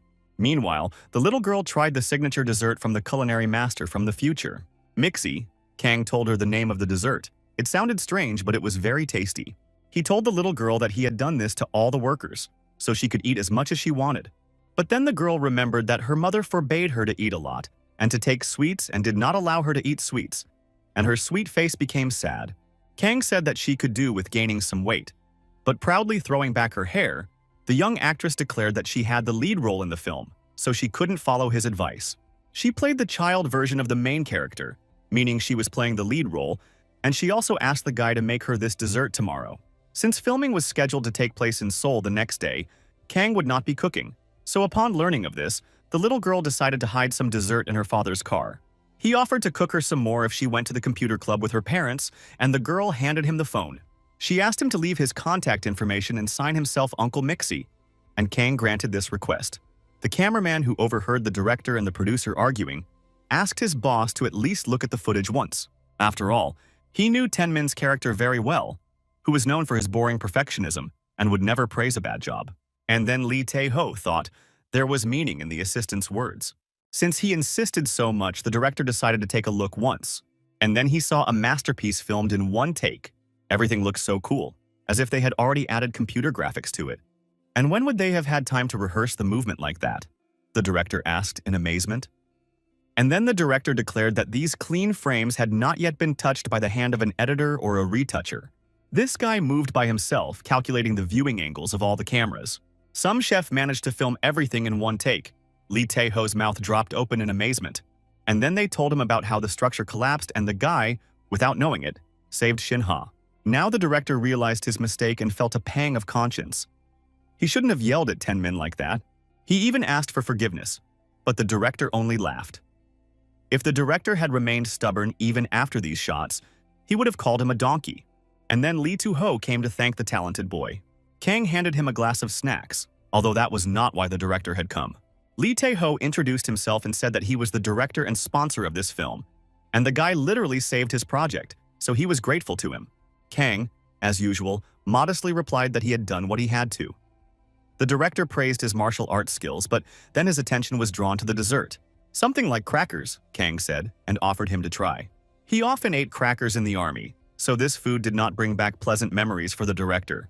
But in order not to offend Kang, he decided to eat a couple of pieces. And then his soul was transported to heaven. The taste was sweet, salty, and slightly spicy all at once. The crackers were fried, but there was no hint of oil at all. So Lee Tae-ho let out a loud cry of delight and surprise. His daughter also loves such treats, the director said. And Kang, realizing he was talking about Min-ji, said she'd already been here. Tae-ho brushed away a stingy man's tear and hoped that his little girl had behaved decently. And then he began to call his daughter to enjoy the meal together. But the girl did not respond, and Kang asked Jin to scan the area and find Min-ji. The puppeteer also did not find the girl nearby. Then the agent decided to check inside the building, but there was no sign of her presence there either. But then his phone rang and he was surprised to discover that it was Min-ji. And the girl's father was no less surprised. Kang explained that it was all for snacks and picked up the phone. He heard strange sounds and his face darkened. Kang remained silent, and this only caused more concern to the director. He already understood that something bad had happened. Without answering, Kang walked towards the parking lot. Agent Jin asked what the chances were that the girl simply dropped the phone and broke it. He reported that it was low, as the sound was clearly different. Kang asked to analyze the last call and listen to the puppeteer's memories. The sound came from a soft object in a hard shell, the sound of plastic covered with a steel plate. A reflected sound in a closed space, Jin analyzed. Kang considered the options of what it could be, and the only thing that came to mind was a car. The villains who kidnapped the girl were arguing. One of them accused the other of allowing the girl to call. But now they could still be suspected, even though the phone was simply broken. The main scoundrel, who was shouting the loudest at everyone, yelled at the girl and asked who she was calling, even though her mouth was taped. On the screen of the broken phone they read, Uncle Mixie. The bandit kidnapper made a spiteful remark about this and promised to buy the baby some food and then ordered them to leave this place quietly. The worried father still questioned the boy, asking what had happened. His daughter called him, and now he was silent, and this only increased the director's suspicions. Jin activated the hostage rescue protocol and immediately noticed the girl's things in the parking lot, a child's purse and a cup of snacks. As Kang came closer, Jin confirmed his suspicions. The puppeteer immediately noticed a car with dark-tinted windows. The crumbs of the treat led straight to her, and the agent took aim at her. He rushed to the car without explaining anything to the director. When he chased the guy, he saw his daughter's purse on the ground.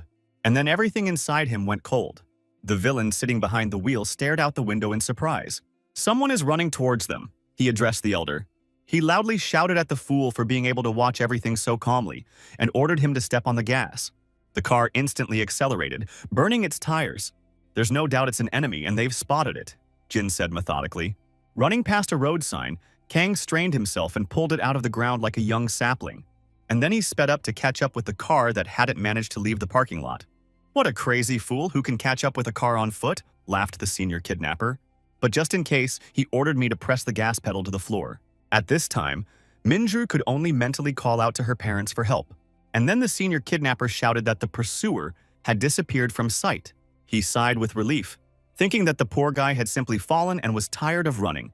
However, at this time, Kang simply activated his attack helicopter mode and took off, in order to land right on the roof of a moving car.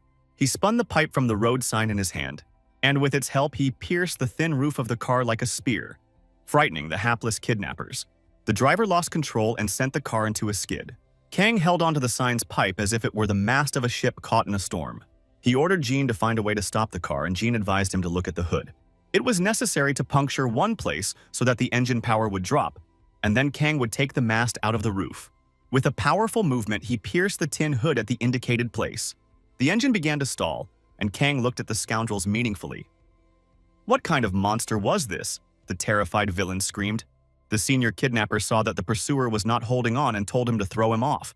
Then the driver suddenly slammed on the brakes, and Kang flew further by inertia. Everyone who became involuntary witnesses of this skirmish gasped loudly at that moment. "What a fool!" shouted the main kidnapper, pleased with himself. But instead of simply rolling head over heels and falling, Kang turned his flight into a controlled jump. He rolled over several times to stabilize his movement and landed deftly on the ground. Blue, chilling eyes looked angrily at the kidnappers. Jin announced that the car had stopped. Minji received hope again after hearing that Kang had survived. The villains again tried to start the engine and leave the place. But the car wouldn't start again, and the kidnappers started arguing again, and they were all in a great panic. Then the elder kicked his accomplices out so that they could quickly deal with the annoying guy. He himself volunteered to guard the hostage, in case she suddenly ran away. Two bandits came out to meet Kang. Instead of getting down to business right away, they started scolding the guy and asking who he was and what area he was from. An ordinary cook answered the agent and gave them his business card. A couple of hits from the helicopter and the hooligan was blown away like the wind. The agent made a couple of jumps with the agility of a cat and found himself on the hood of the car, behind the second blockhead.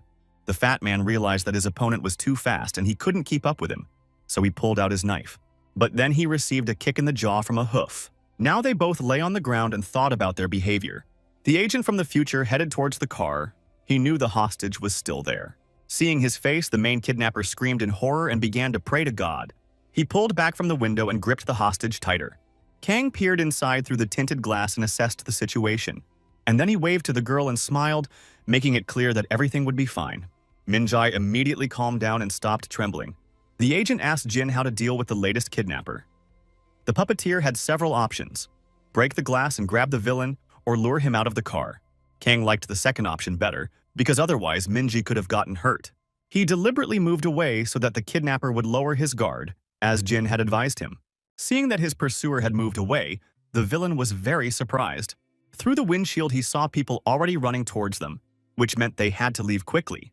So, getting out of the car, he pressed a knife to Minju's throat and told Kang to bring another car or he would kill the girl. What a piece of trash, the agent thought. Seeing that he had been kidnapped and taken hostage, Lee Tae-ho was horrified and tore his hair out. He ordered manager Kim to immediately give the car to those scoundrels. And then he rushed towards the kidnapper and said that he would do everything. He promised to give him a car. But if even one hair fell from his daughter, he would wipe the scoundrel's entire family off the face of the earth. The bandit recognized the girl's father and grinned. The director rushed to his car. People in the parking lot were quickly thinking about how to help. They could discreetly call the police, but due to the great distance, they were unlikely to arrive quickly. The director got into the car. He thought only about how to save his girl. And the transport quickly rolled up to the kidnapper. Jin warned that with this transport, the kidnapper would definitely be able to escape. The director got out of the car. With tears in his eyes, he demanded that the kidnapper not touch his daughter. The little girl started crying when she saw her father. The kidnapper pointed a knife at the director and ordered him to move further away from the car. When he began to move away, he himself moved after him. But then the director committed a crazy stupidity. Succumbing to emotions, he rushed towards the kidnapper, and Minji shouted that he would definitely save her. Naturally, the kidnapper began threatening with a knife again. The agent from the future flashed his blue eyes and took aim, and then blood spurted. And unexpectedly for everyone, the scoundrel fell unconscious. Kang, guided by the puppeteer, hit the target accurately from about 40 meters away. Considering his strength, the throw was lethal. Then the director quickly grabbed his daughter and hugged her tightly. He carefully peeled the tape off her face and the girl began to cry. The police arrived at the scene later in the evening. The police noted a bruised jaw, broken ribs, and a traumatic brain injury. The scoundrels suffered quite a lot. The villains did not look very pleasant, especially since they were all lying there with wet pants. The third one really needed an ambulance, otherwise his meager brains could leak out. But then the director intervened in their conversation and said that the scoundrels needed a chopping block, not a hospital. First, they had to take care of his daughter, who was almost kidnapped. But the service people said that these scoundrels also needed to be treated. Shinji was worried that the savior uncle whose hand she held could now be sent to prison. And it was all because of her that the girl was worried. And Kang comfortingly stroked the little girl's head. The agent told her not to worry because her father saved her, which means he will save him too. Jean phlegmatically stated that now was the best time to escape the police and was ready to activate the prison escape protocol. But the agent still placed his faith in the director's conscience. He was amazed that the guy so carefully preserved his authority in front of his daughter and attributed the merits of the rescue to him. So he immediately began to defend Kang because he had saved them, and even if the scoundrels had died, it wouldn't have been his fault. But the meticulous police demanded proof. But what kind of surveillance cameras could there be in the mountains? Lee Tae-ho was amazed, and then the director's shadow appeared behind him. "Of course there are cameras here," he whispered conspiratorially. He held a laptop in his hands and handed it to the cops. He had recordings of much better quality than a cheap CCTV camera could provide. It turned out that 10 men managed to film everything and clearly captured the faces of the kidnappers. The footage showed that they were scoundrels and threatened everyone with weapons. All of 10 Min's team members are masters of their craft, and as soon as something interesting was about to happen, they would rush there with cameras, the director explained to the police. Based on these videos, Kang was innocent. Jin deactivated the prison escape protocol. "There can be no talk of punishment, even if the 3 kidnappers die," the director repeated again. But if they dared to bring charges against him, then the director promised to deploy the company's entire information department against them. He could have involved the legal department, but they wouldn't be able to do anything about the torrent of anger that would fall on them, the director warned. Kang told the police that he had to cook dinner for the team, and they didn't have to worry about him running away. Night fell over the mountains, and to ease all the stress from the day, the agent prepared a special dessert for the girl. Even though her appetite hadn't returned yet, she should still try it, Kang told her. Jin gave a boring lecture on the benefits of desserts on the battlefield. Kang didn't listen to the boring puppeteer and waited. Her father was worried that she would have no appetite, but Minji immediately put the fork in her mouth. And then, the director also liked the food. The director asked Kang for the recipe so he could cook it at home, but the chef told him that after watching the guy, he came to the conclusion that no one could repeat what he did. First of all, you need to be very strong to mix all the ingredients for so long and so thoroughly, and also have a natural talent for calculating spices. The director noted that such skill was on par with that of chefs in the best restaurants. But Kang modestly replied that he was an ordinary cook in a computer club. Then, the director was very surprised by this answer. And then he heard the angry voice of his wife and mother Minji. How could he enjoy food after what happened? She screamed as soon as she got out of the car with her manager. Despite her beauty, this woman began to beat her negligent husband because, in her opinion, he did not look after his daughter well enough. And then she immediately switched on the caring mother mode and asked tenderly if everything was okay with her daughter. The beaten husband spoke up again, trying to explain himself, but Chanmi's eyes flashed with anger again, and no amount of pleading for mercy helped him. The director watched this family scene with pleasure. For the first time, he saw so many different faces of the director. In the end, Chanmi's manager had to calm her boss down so that she wouldn't take away Lee Ho's eyes. "There are simply too many prying eyes here," she said, and promised to eliminate her son-in-law without witnesses or the police. After the dust settled, Jangmi thanked Kang for saving her daughter. She'd seen everything in the director's recordings. The agent, as usual, replied that he'd done what he had to, and yet, he jumped onto a moving car, stopped it, and confronted the man with a knife, risking his life greatly, Chanmi noted. And that's what would have happened had Kang been an ordinary person. The embarrassed agent replied that it wasn't hard, earning a look of admiration from Chanmi at his coolness. And little Minji reminded him that Kang had promised her dessert. The guy agreed but asked to warn him in advance, since he was often not at his workplace at the club, and the girl happily agreed. At this point, Chanmi took her daughter, because she still had to get up for school the next day and it was already late, and the principal had to stay. When they left, Lee Ho admitted that without this guy's help, they were in a difficult situation. He thanked him sincerely and bowed, saying that he owed dinner. Kang immediately agreed, and Shinha was already waiting impatiently behind him. When the director left, she coughed softly. And then, like a fox, she narrowed her eyes slyly and said that she had noticed his cooking skills and waving his fists. And now he had also heroically prevented a kidnapping, which meant that he had lied about being a simple club employee. Kang stated that it was true, but the cunning girl demanded proof, the address of the club, and her phone number. The agent didn't deny it and fulfilled her request, which made Shinha barely contain her joy. The girl immediately stopped herself and said that she didn't want his phone number at all. She just wanted to visit a computer club sometime. The agent simply nodded in response. He didn't have the club's number, so it was no big deal if he gave his own. Besides, the more customers, the higher his salary. Shinha, on the other hand, became flustered and embarrassed. But then they heard someone's loud and angry shouts. The principal was furious because someone uploaded a video of his daughter's rescue online. He shouted in front of a crowd of crew members because it had to be one of them. Meanwhile, the public relations manager was already calling him. The director then ordered all videos to be removed from the network. But this could no longer be done because the video had gone viral on the internet. Then, Lee Ho ordered to find the one who arranged this leak. With anxiety in his voice, the director called his lively wife again. Little Min-ji was already asleep in the car, tired from all the shocks. He told her how things were and that the rescue video could no longer be stopped. The director asked her not to worry, saying that as soon as he found the culprit, he would deal with him. And then, unexpectedly for himself, he heard in response that Min-ji herself had done it. The girl really liked this video and was delighted. Uncle Mixie looked like a movie hero, so Min-ji immediately posted the video online. The country should know its heroes, the little girl thought, and her mother did not object. Then the director stood there with his mouth open, not knowing what to say to that.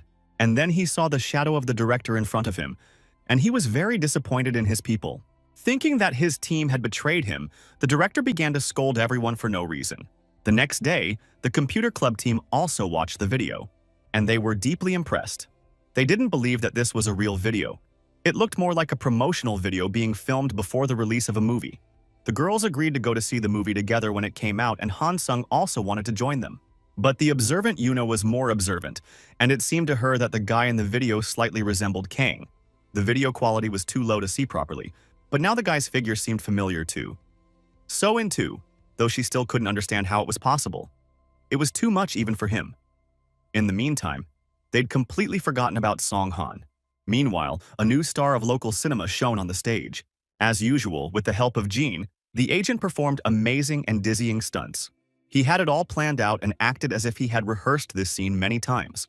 Another roundhouse kick and another movie bandit fell to the ground. The film finally turned into an action movie, although for some reason Shin Ha was saved again. The actress no longer had to feign admiration and awe because they were already evident on her face. The fight scenes were finished, and Kang switched with Yu Chan, who was already doing the close-up scenes. At this point, the episode ended and the director shouted "cut" across the entire set. However, there was one thing Ten Min didn't like. The action scenes were flawless, but in the middle of the scene, Shin Ha's gaze changed when she stopped looking at Kang. The embarrassed girl stated in her defense that the director had not yet woken up after a sleepless night. Ten Min dropped the matter and ran up to the guy to praise him for his work. Thanks to him, everything was going smoothly. He was free today, and even director Lee Ho came over to acknowledge the guy's work. The agent asked how things were going with the rescue video, and the director became sad because there was nothing more that could be done. Luckily, many people mistook this for a promotional video for the film's release.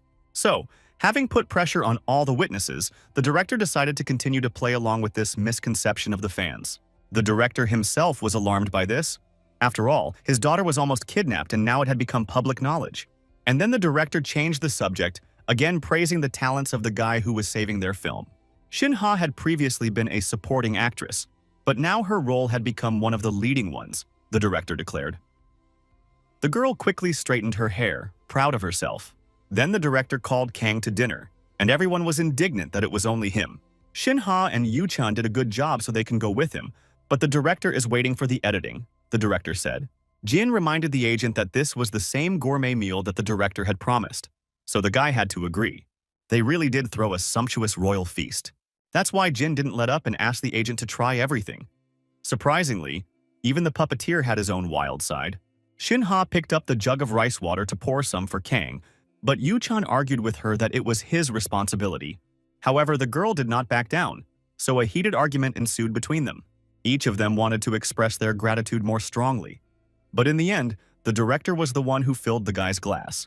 Holding a porcelain glass in his hands, he said that he had always dreamed of becoming a director. Since college, he had been aware of all the events in the world of the film industry, and even made several amateur films, but they failed. After several failures, he realized he had no talent. His father told him to just work for his company, but Lee Ho didn't want to give up his business and went into production. The director was so open with his feelings that the brawlers listened to him. Kang supported the director, who said he had succeeded, but he modestly noted that it was all thanks to the support of his parents, who had resolved all financial issues. If this film were to fail, his family would give Lee Ho a severe dressing down, and it's not even because he founded the company against his family's wishes. Lee Ho's father owned weapons factories, and they supplied their products to different countries. His father even gave him part of the shares. Their company was very large and profitable, but of course his share cannot be sold. However, this film became Lee Ho's largest investment, around 10 billion won, and the director used his shares as collateral. Shin-ha was amazed by this. Obviously, if the film flopped, they would somehow pay off the debts. But if Lee Ho's father found out that his son had pawned the shares, he would take a golf club with him to the educational talk. The actress laughed because the director was clearly already over 40. Yu Chang praised the director for his courage, but asked what would happen if the film flopped.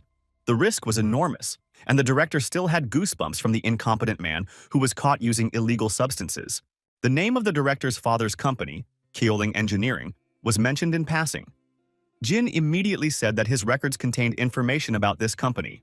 This corporation produced obsolete equipment that was still occasionally used in some regions in 2082. However, his report also indicated that the models produced in 24 were the last. Kang wanted details and again didn't notice that he was speaking out loud, so Shin-ha thought that he had already become more cheerful. Although the equipment was outdated, it was still in use in many places, and preserved examples sell for high prices. Jean was surprised how such a successful company could suddenly go bankrupt. Now Kang looked at all the events in a new light. Minji's kidnapping, the drug incident, the collapse of the platform, all of this could be connected. Lee Ho saw that the guy was thinking about something and asked him what he was upset about. And Kang admitted that he had thought about his problem. If the film flopped at the box office, the shares would be lost, which could jeopardize his father's rights to run the company, he concluded. The director said that this would only happen if he couldn't return the money. Of course, his father would immediately throw him out of the share, but the assets would be safe. But Agent Kang didn't think it was that simple. On the very first day of reshoots, the suspended structures collapsed, and someone could have orchestrated it. The timing was just too opportune. The director agreed with this suspicion and explained that the police had conducted a thorough investigation, and some of the debris was still being carefully examined. But the young man was unconvinced. He was certain the investigation would find nothing. A week ago, the leading actor was arrested during a party with illegal substances. But what's even more suspicious is that the police raided this party while investigating a completely different case of an arsonist. Yu Chang asked the agent how this related to the film, and Kang chuckled. The point was that the killer's arsonist was an unforeseen circumstance. Because of this incident, scenes in the film had to be reshot a week before the premiere. But what if the actor had been arrested later, for example, the day before the premiere? Kang asked, and everyone perked up. They wouldn't have time to re-edit the film and reshoot the scenes, the director realized. All the perpetrators had to do was release a video of the banned party right before the film's release. Shin-ha and Yu-chan shuddered. They were young actors and could easily ruin their careers with a flop. After the failure, Lee Ho would turn to his father to borrow money and save the shares. But if the movie failed, his father's company would also be in jeopardy, Kang explained. The corporation might not have been in a position to provide support, since money doesn't just come out of thin air. Lee Ho was confident that he would use all his connections.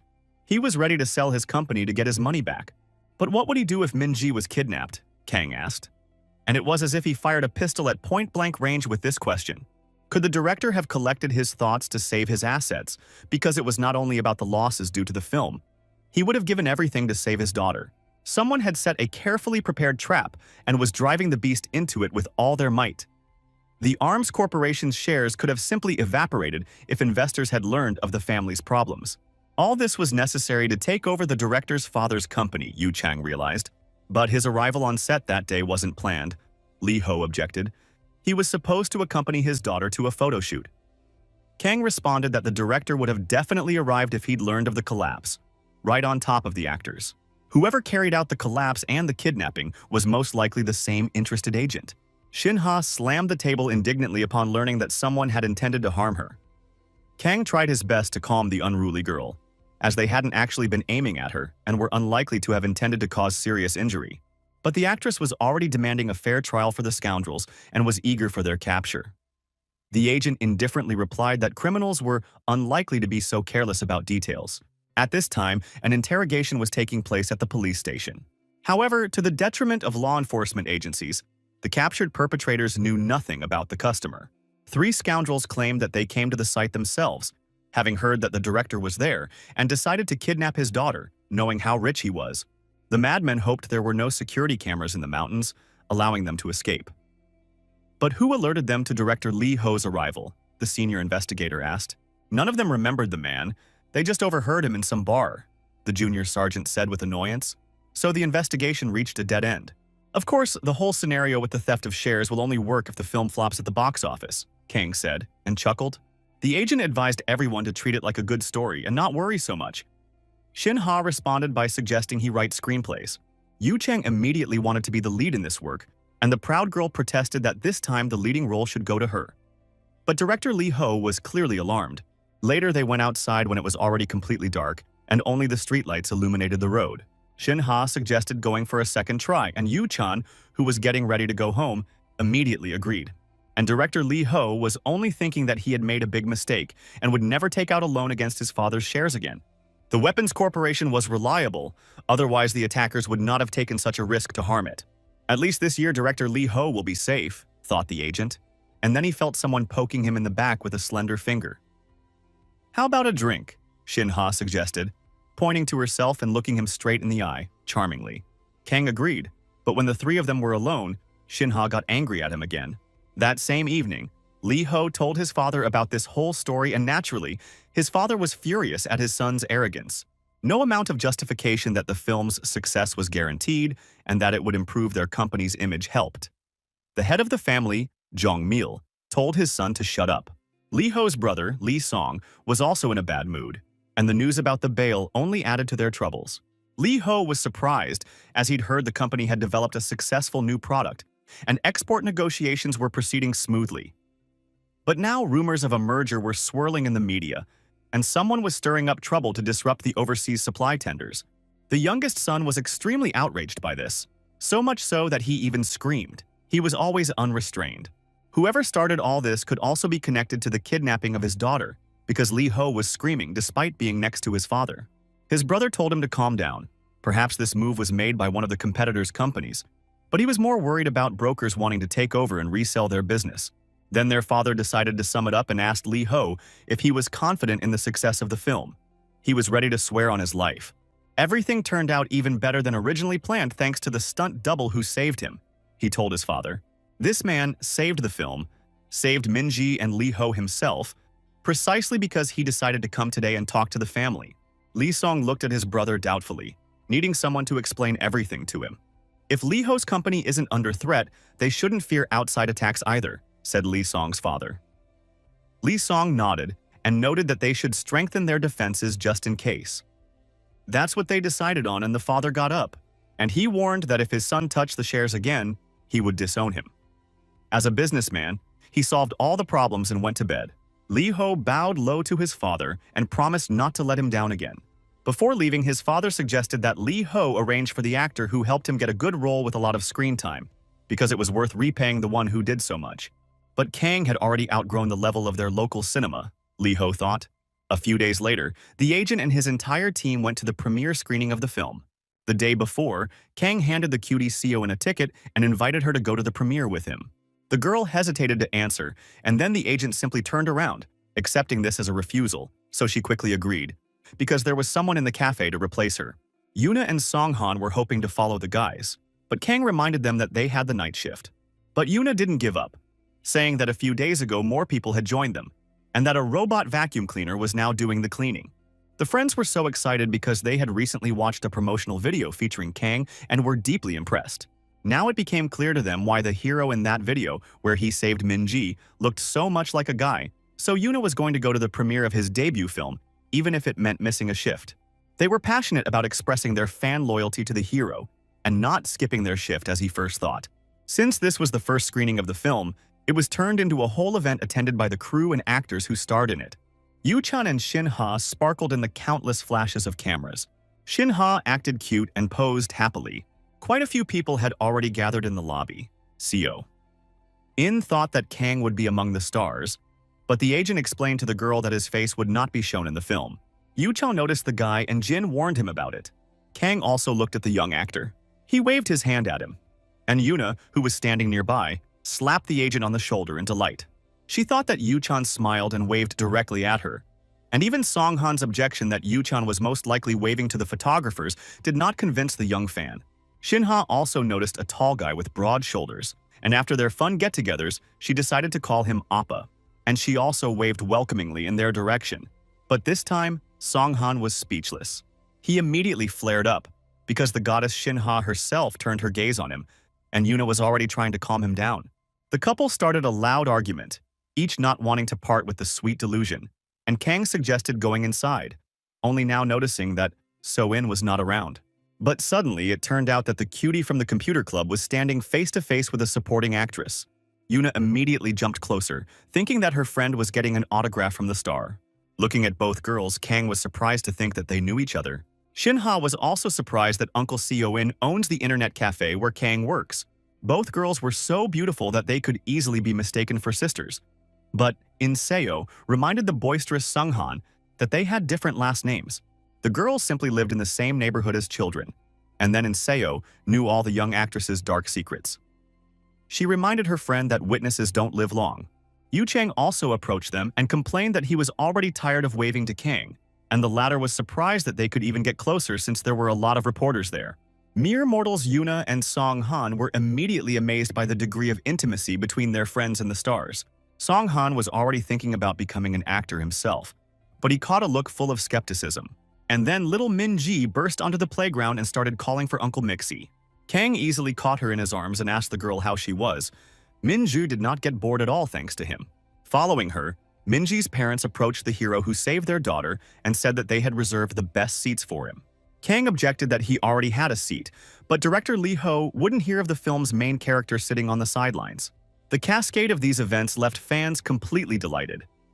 Yuna also decided to learn how to cook and work part-time everywhere. Later, they all went into the hall and took their seats.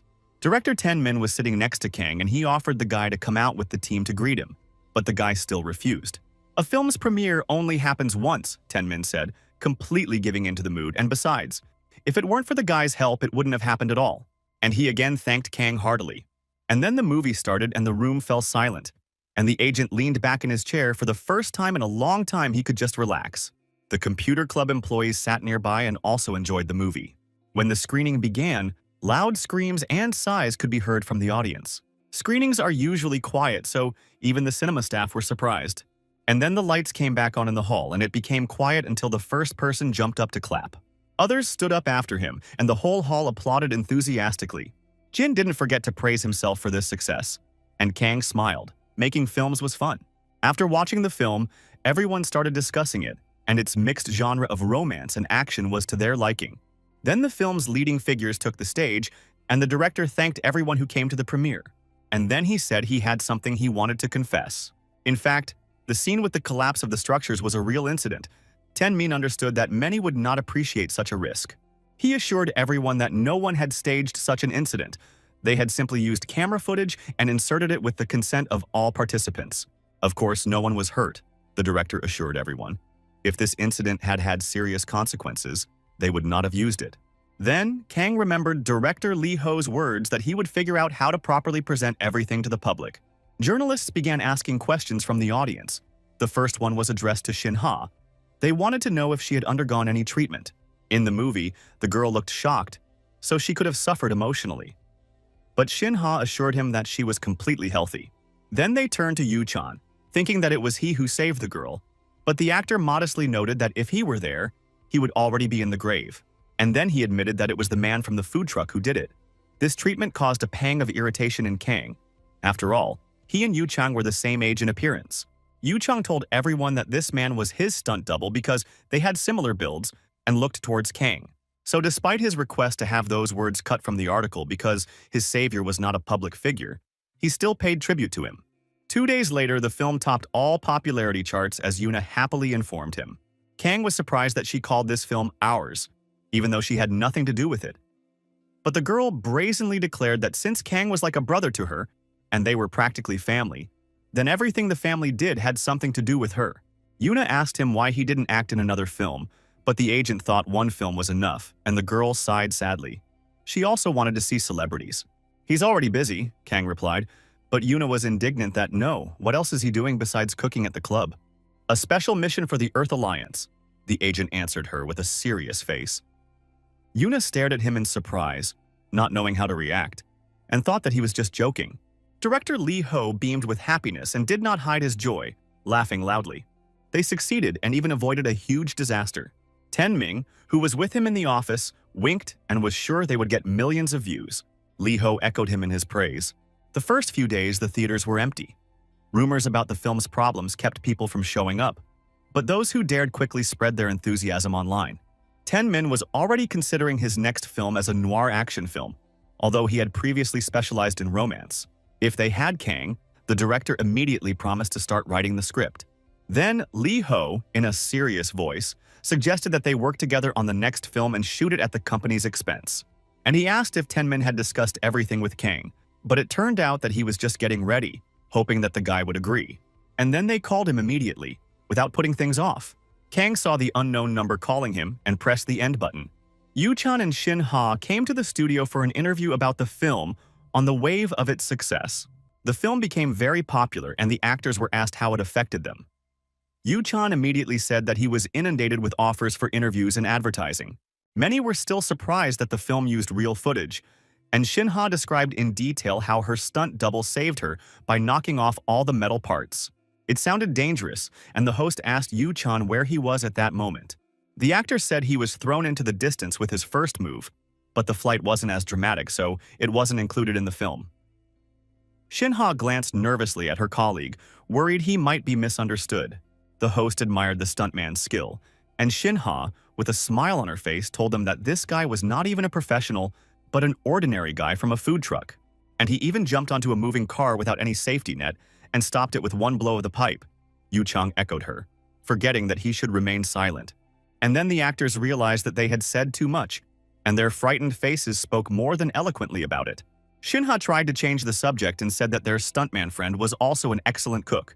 And then the first question from the audience was sent to the studio. Was the stunt with the car also staged? Both actors realized they were in for a trap, as the interview was being broadcast live. Director Lee Ho was furious that the idiot Yu Chang couldn't keep his mouth shut. He immediately ordered his men to develop a strategy for what to do about it. The public relations manager said they would simply have to reveal the truth 20 days earlier than planned. There was no other way to take control of the situation, because if we delay it, it will only get worse. With a heavy sigh, the director picked up the phone and called Kang. The guy understood everything and asked why they didn't tell everyone about the incident on the day of the incident. Lee Ho replied that they were just lucky, but now there was only one way to deal with this problem. They intended to make people view this incident as a heroic feat rather than a horrific incident. And instead of pitying Minji, they wanted to emphasize Kang's awesomeness. The guy agreed to anything as long as his name wasn't mentioned, while the radio station took a break. Yu Chang apologized for a long time to the manager in the corner, holding the phone to his ear. He was willing to do anything to help them, short of quitting his acting career. And then his manager told him to tell the truth. Yu Chang immediately lost it, not knowing what to do, and the manager yelled at him to pull himself together. The actor had to describe everything he saw and knew in the most vivid terms. They had no choice but to make public what they were only going to tell in 20 days. The manager told the actor to make it sound like nothing serious had happened, just that the guy from the van had saved the girl. When the pause ended, Yu Chang said that he would talk about this incident. He was just waiting for the right moment. It happened on the first day of reshoots while everyone was busy. 3 attackers tried to kidnap Minji. From what her friend Min Ha said, she understood that the company simply decided to dump everything as is. Meanwhile, Yu Chang added fuel to the fire of citizens' interest by colorfully describing everything that Kang had done. The amount of information about him has increased critically, Jin concluded in a creaky voice. Kang decided not to worry for now, since his name was still not revealed. In the meantime, the agent asked the puppeteer if he could participate in the Olympic Games, but Jin concluded that the guy would not pass a doping test. Any professional sport was forbidden to him, and Kang lazily sprawled out in bed, not really wanting to, he muttered. Moreover, he had to leave this temporary base and establish a permanent one in order to maintain combat readiness, the puppeteer methodically stated. His payment for the film came in recently, so there should be enough money. In one fell swoop, the guy got 5 million won, but he still wasn't happy with it. After hearing the news and rumors about the film, Yuna stated that she knew Kang was in that promo. In a lazy mood, she and Song Han continued to rewatch videos and read various rumors. But the guy thought about the fact that he had met a man similar to Kang. Memories of how he was rescued from captivity by bandits still glimmered in his head. Kang, who was lying in the utility room, scratched his reddened ears and thought that someone was discussing him right now.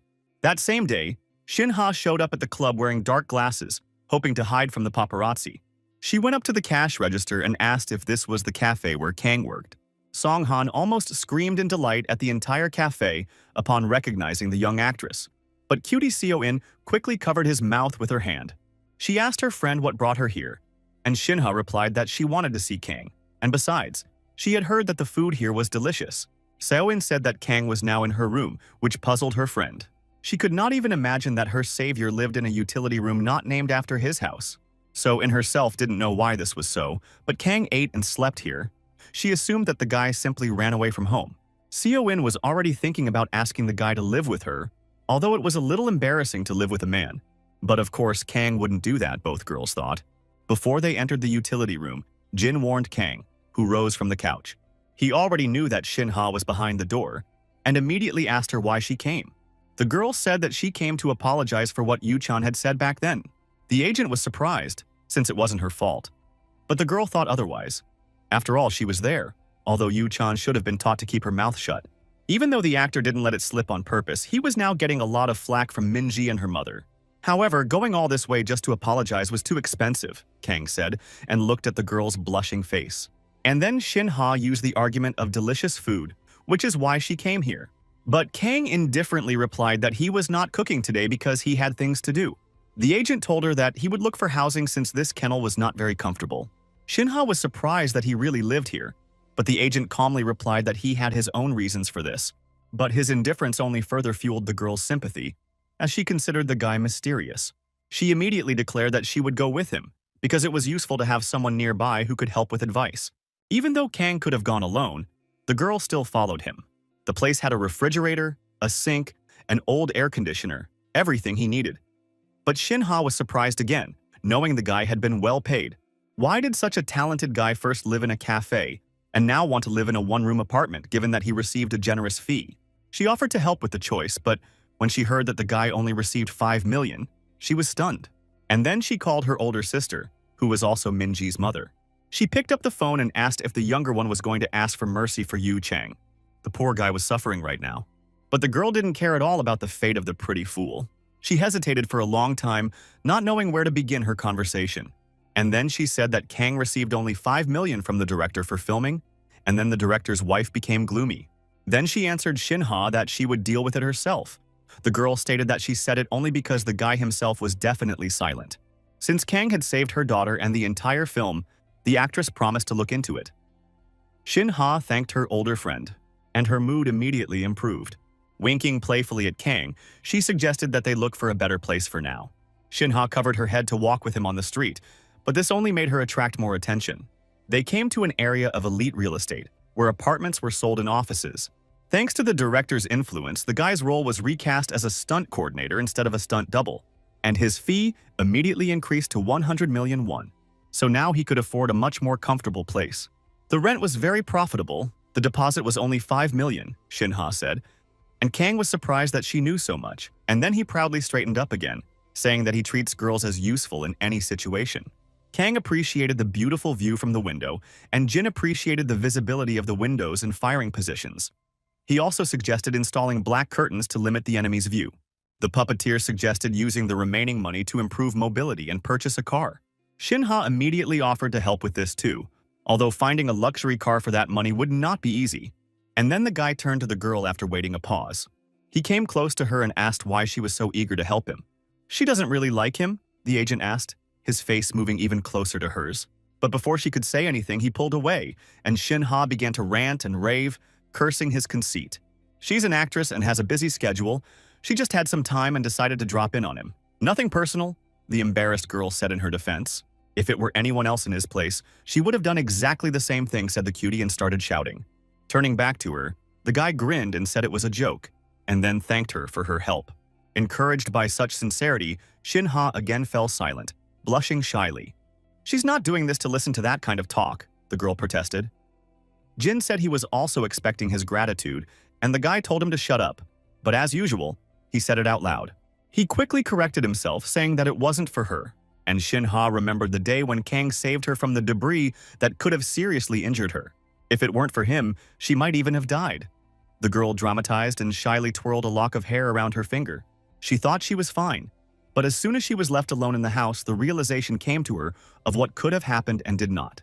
Left alone in the huge dark house, she recalled what had happened again and again, and her heart was torn from her chest.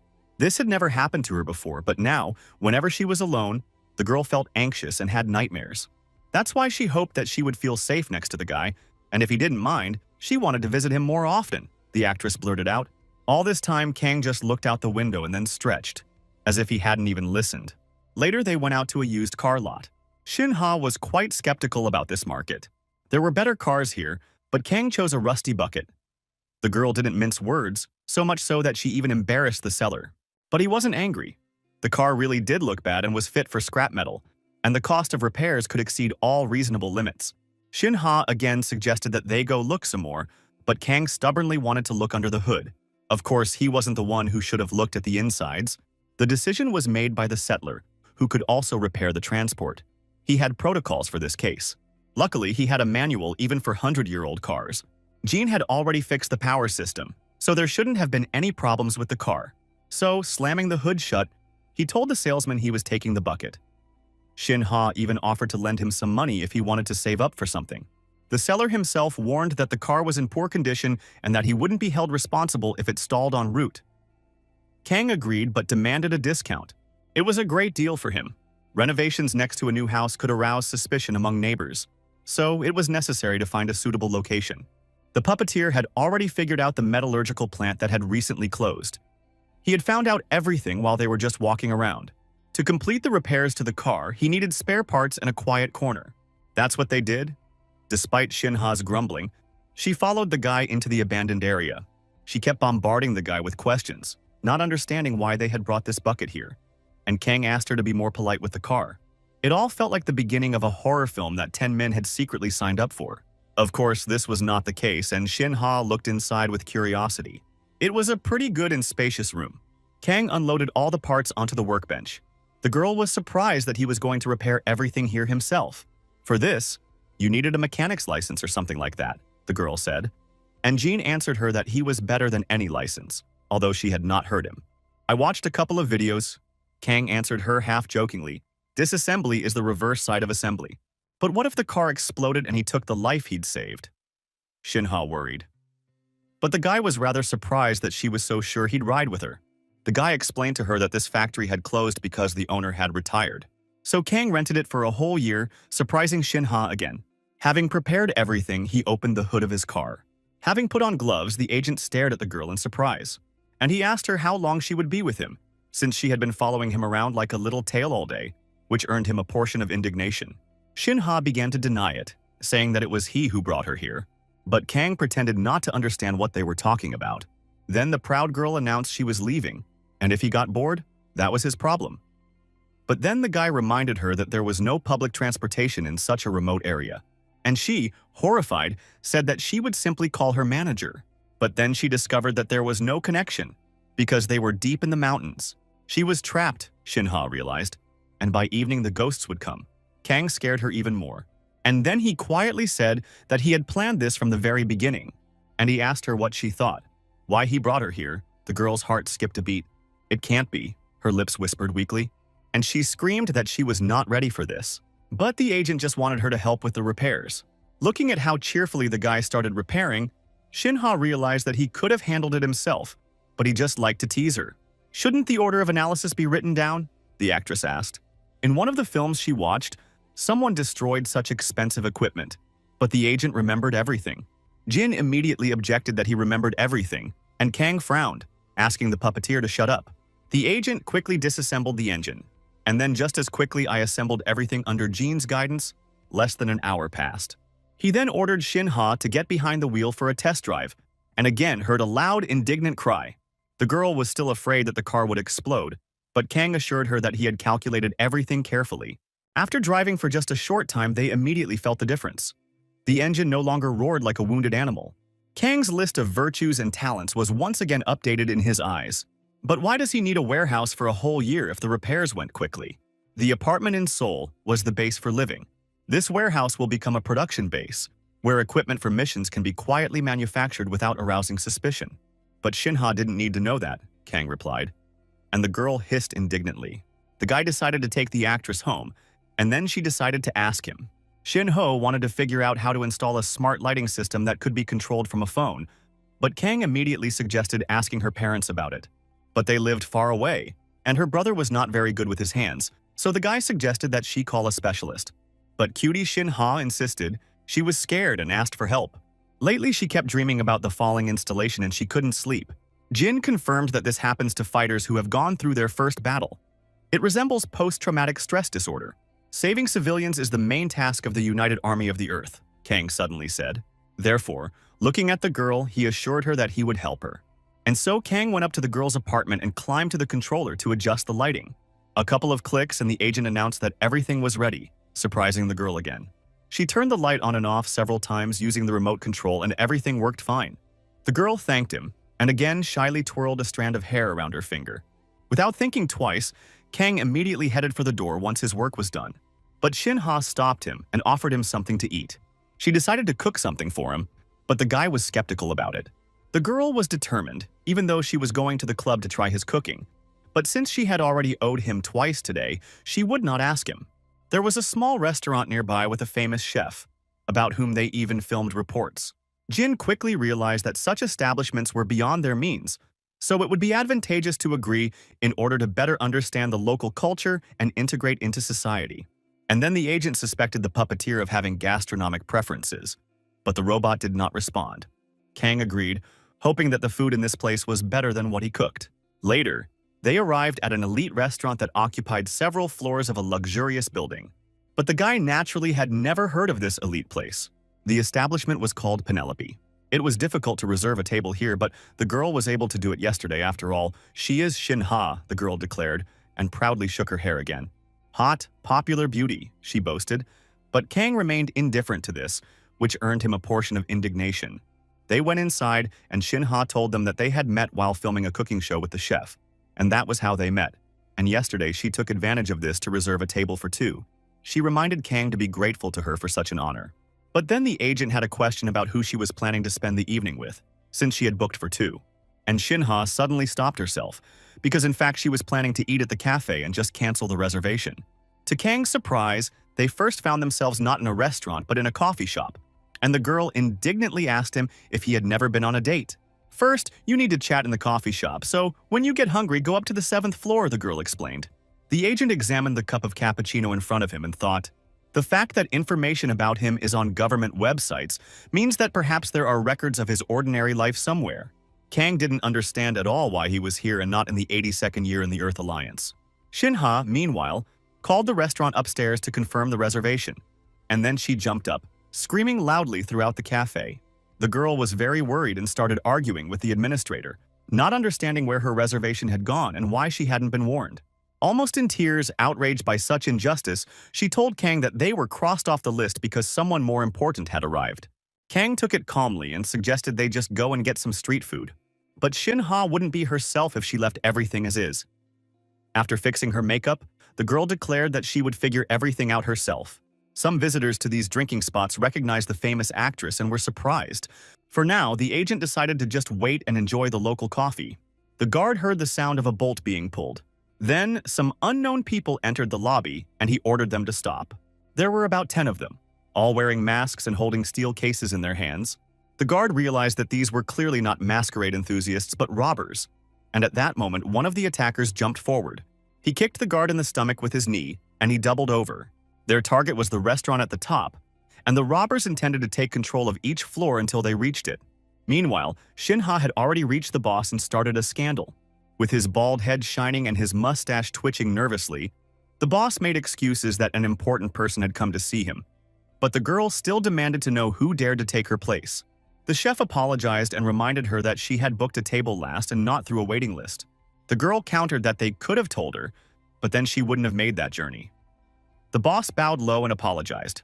He suggested that she come tomorrow, and then she would receive better service. But for the persistent girl, the word tomorrow did not exist. It would ruin the date plan too much. If she asked the guy to come tomorrow, he would definitely refuse because there would be no excuse.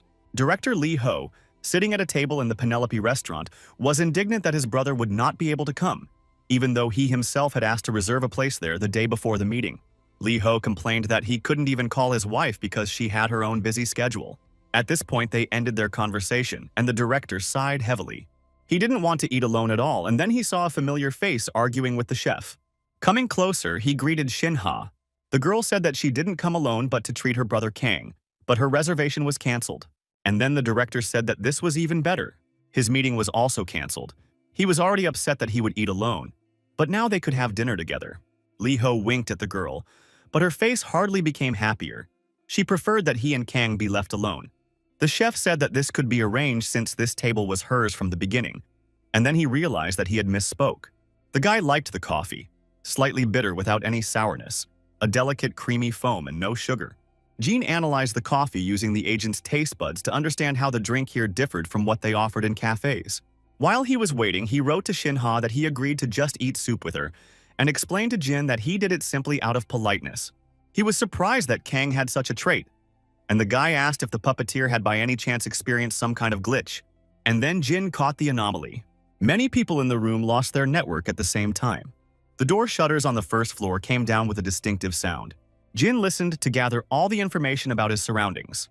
On the first floor, the voices of 4 people could be heard. Kang stood up from his seat after hearing worried voices and decided to check everything himself. However, armed men were already spotted on the second floor. Jin caught the sounds of a firearm being reloaded. There was only one way out, and the enemies would appear in 10 seconds, so Jin advised breaking the window. "Leap to a swift death," Kang asked.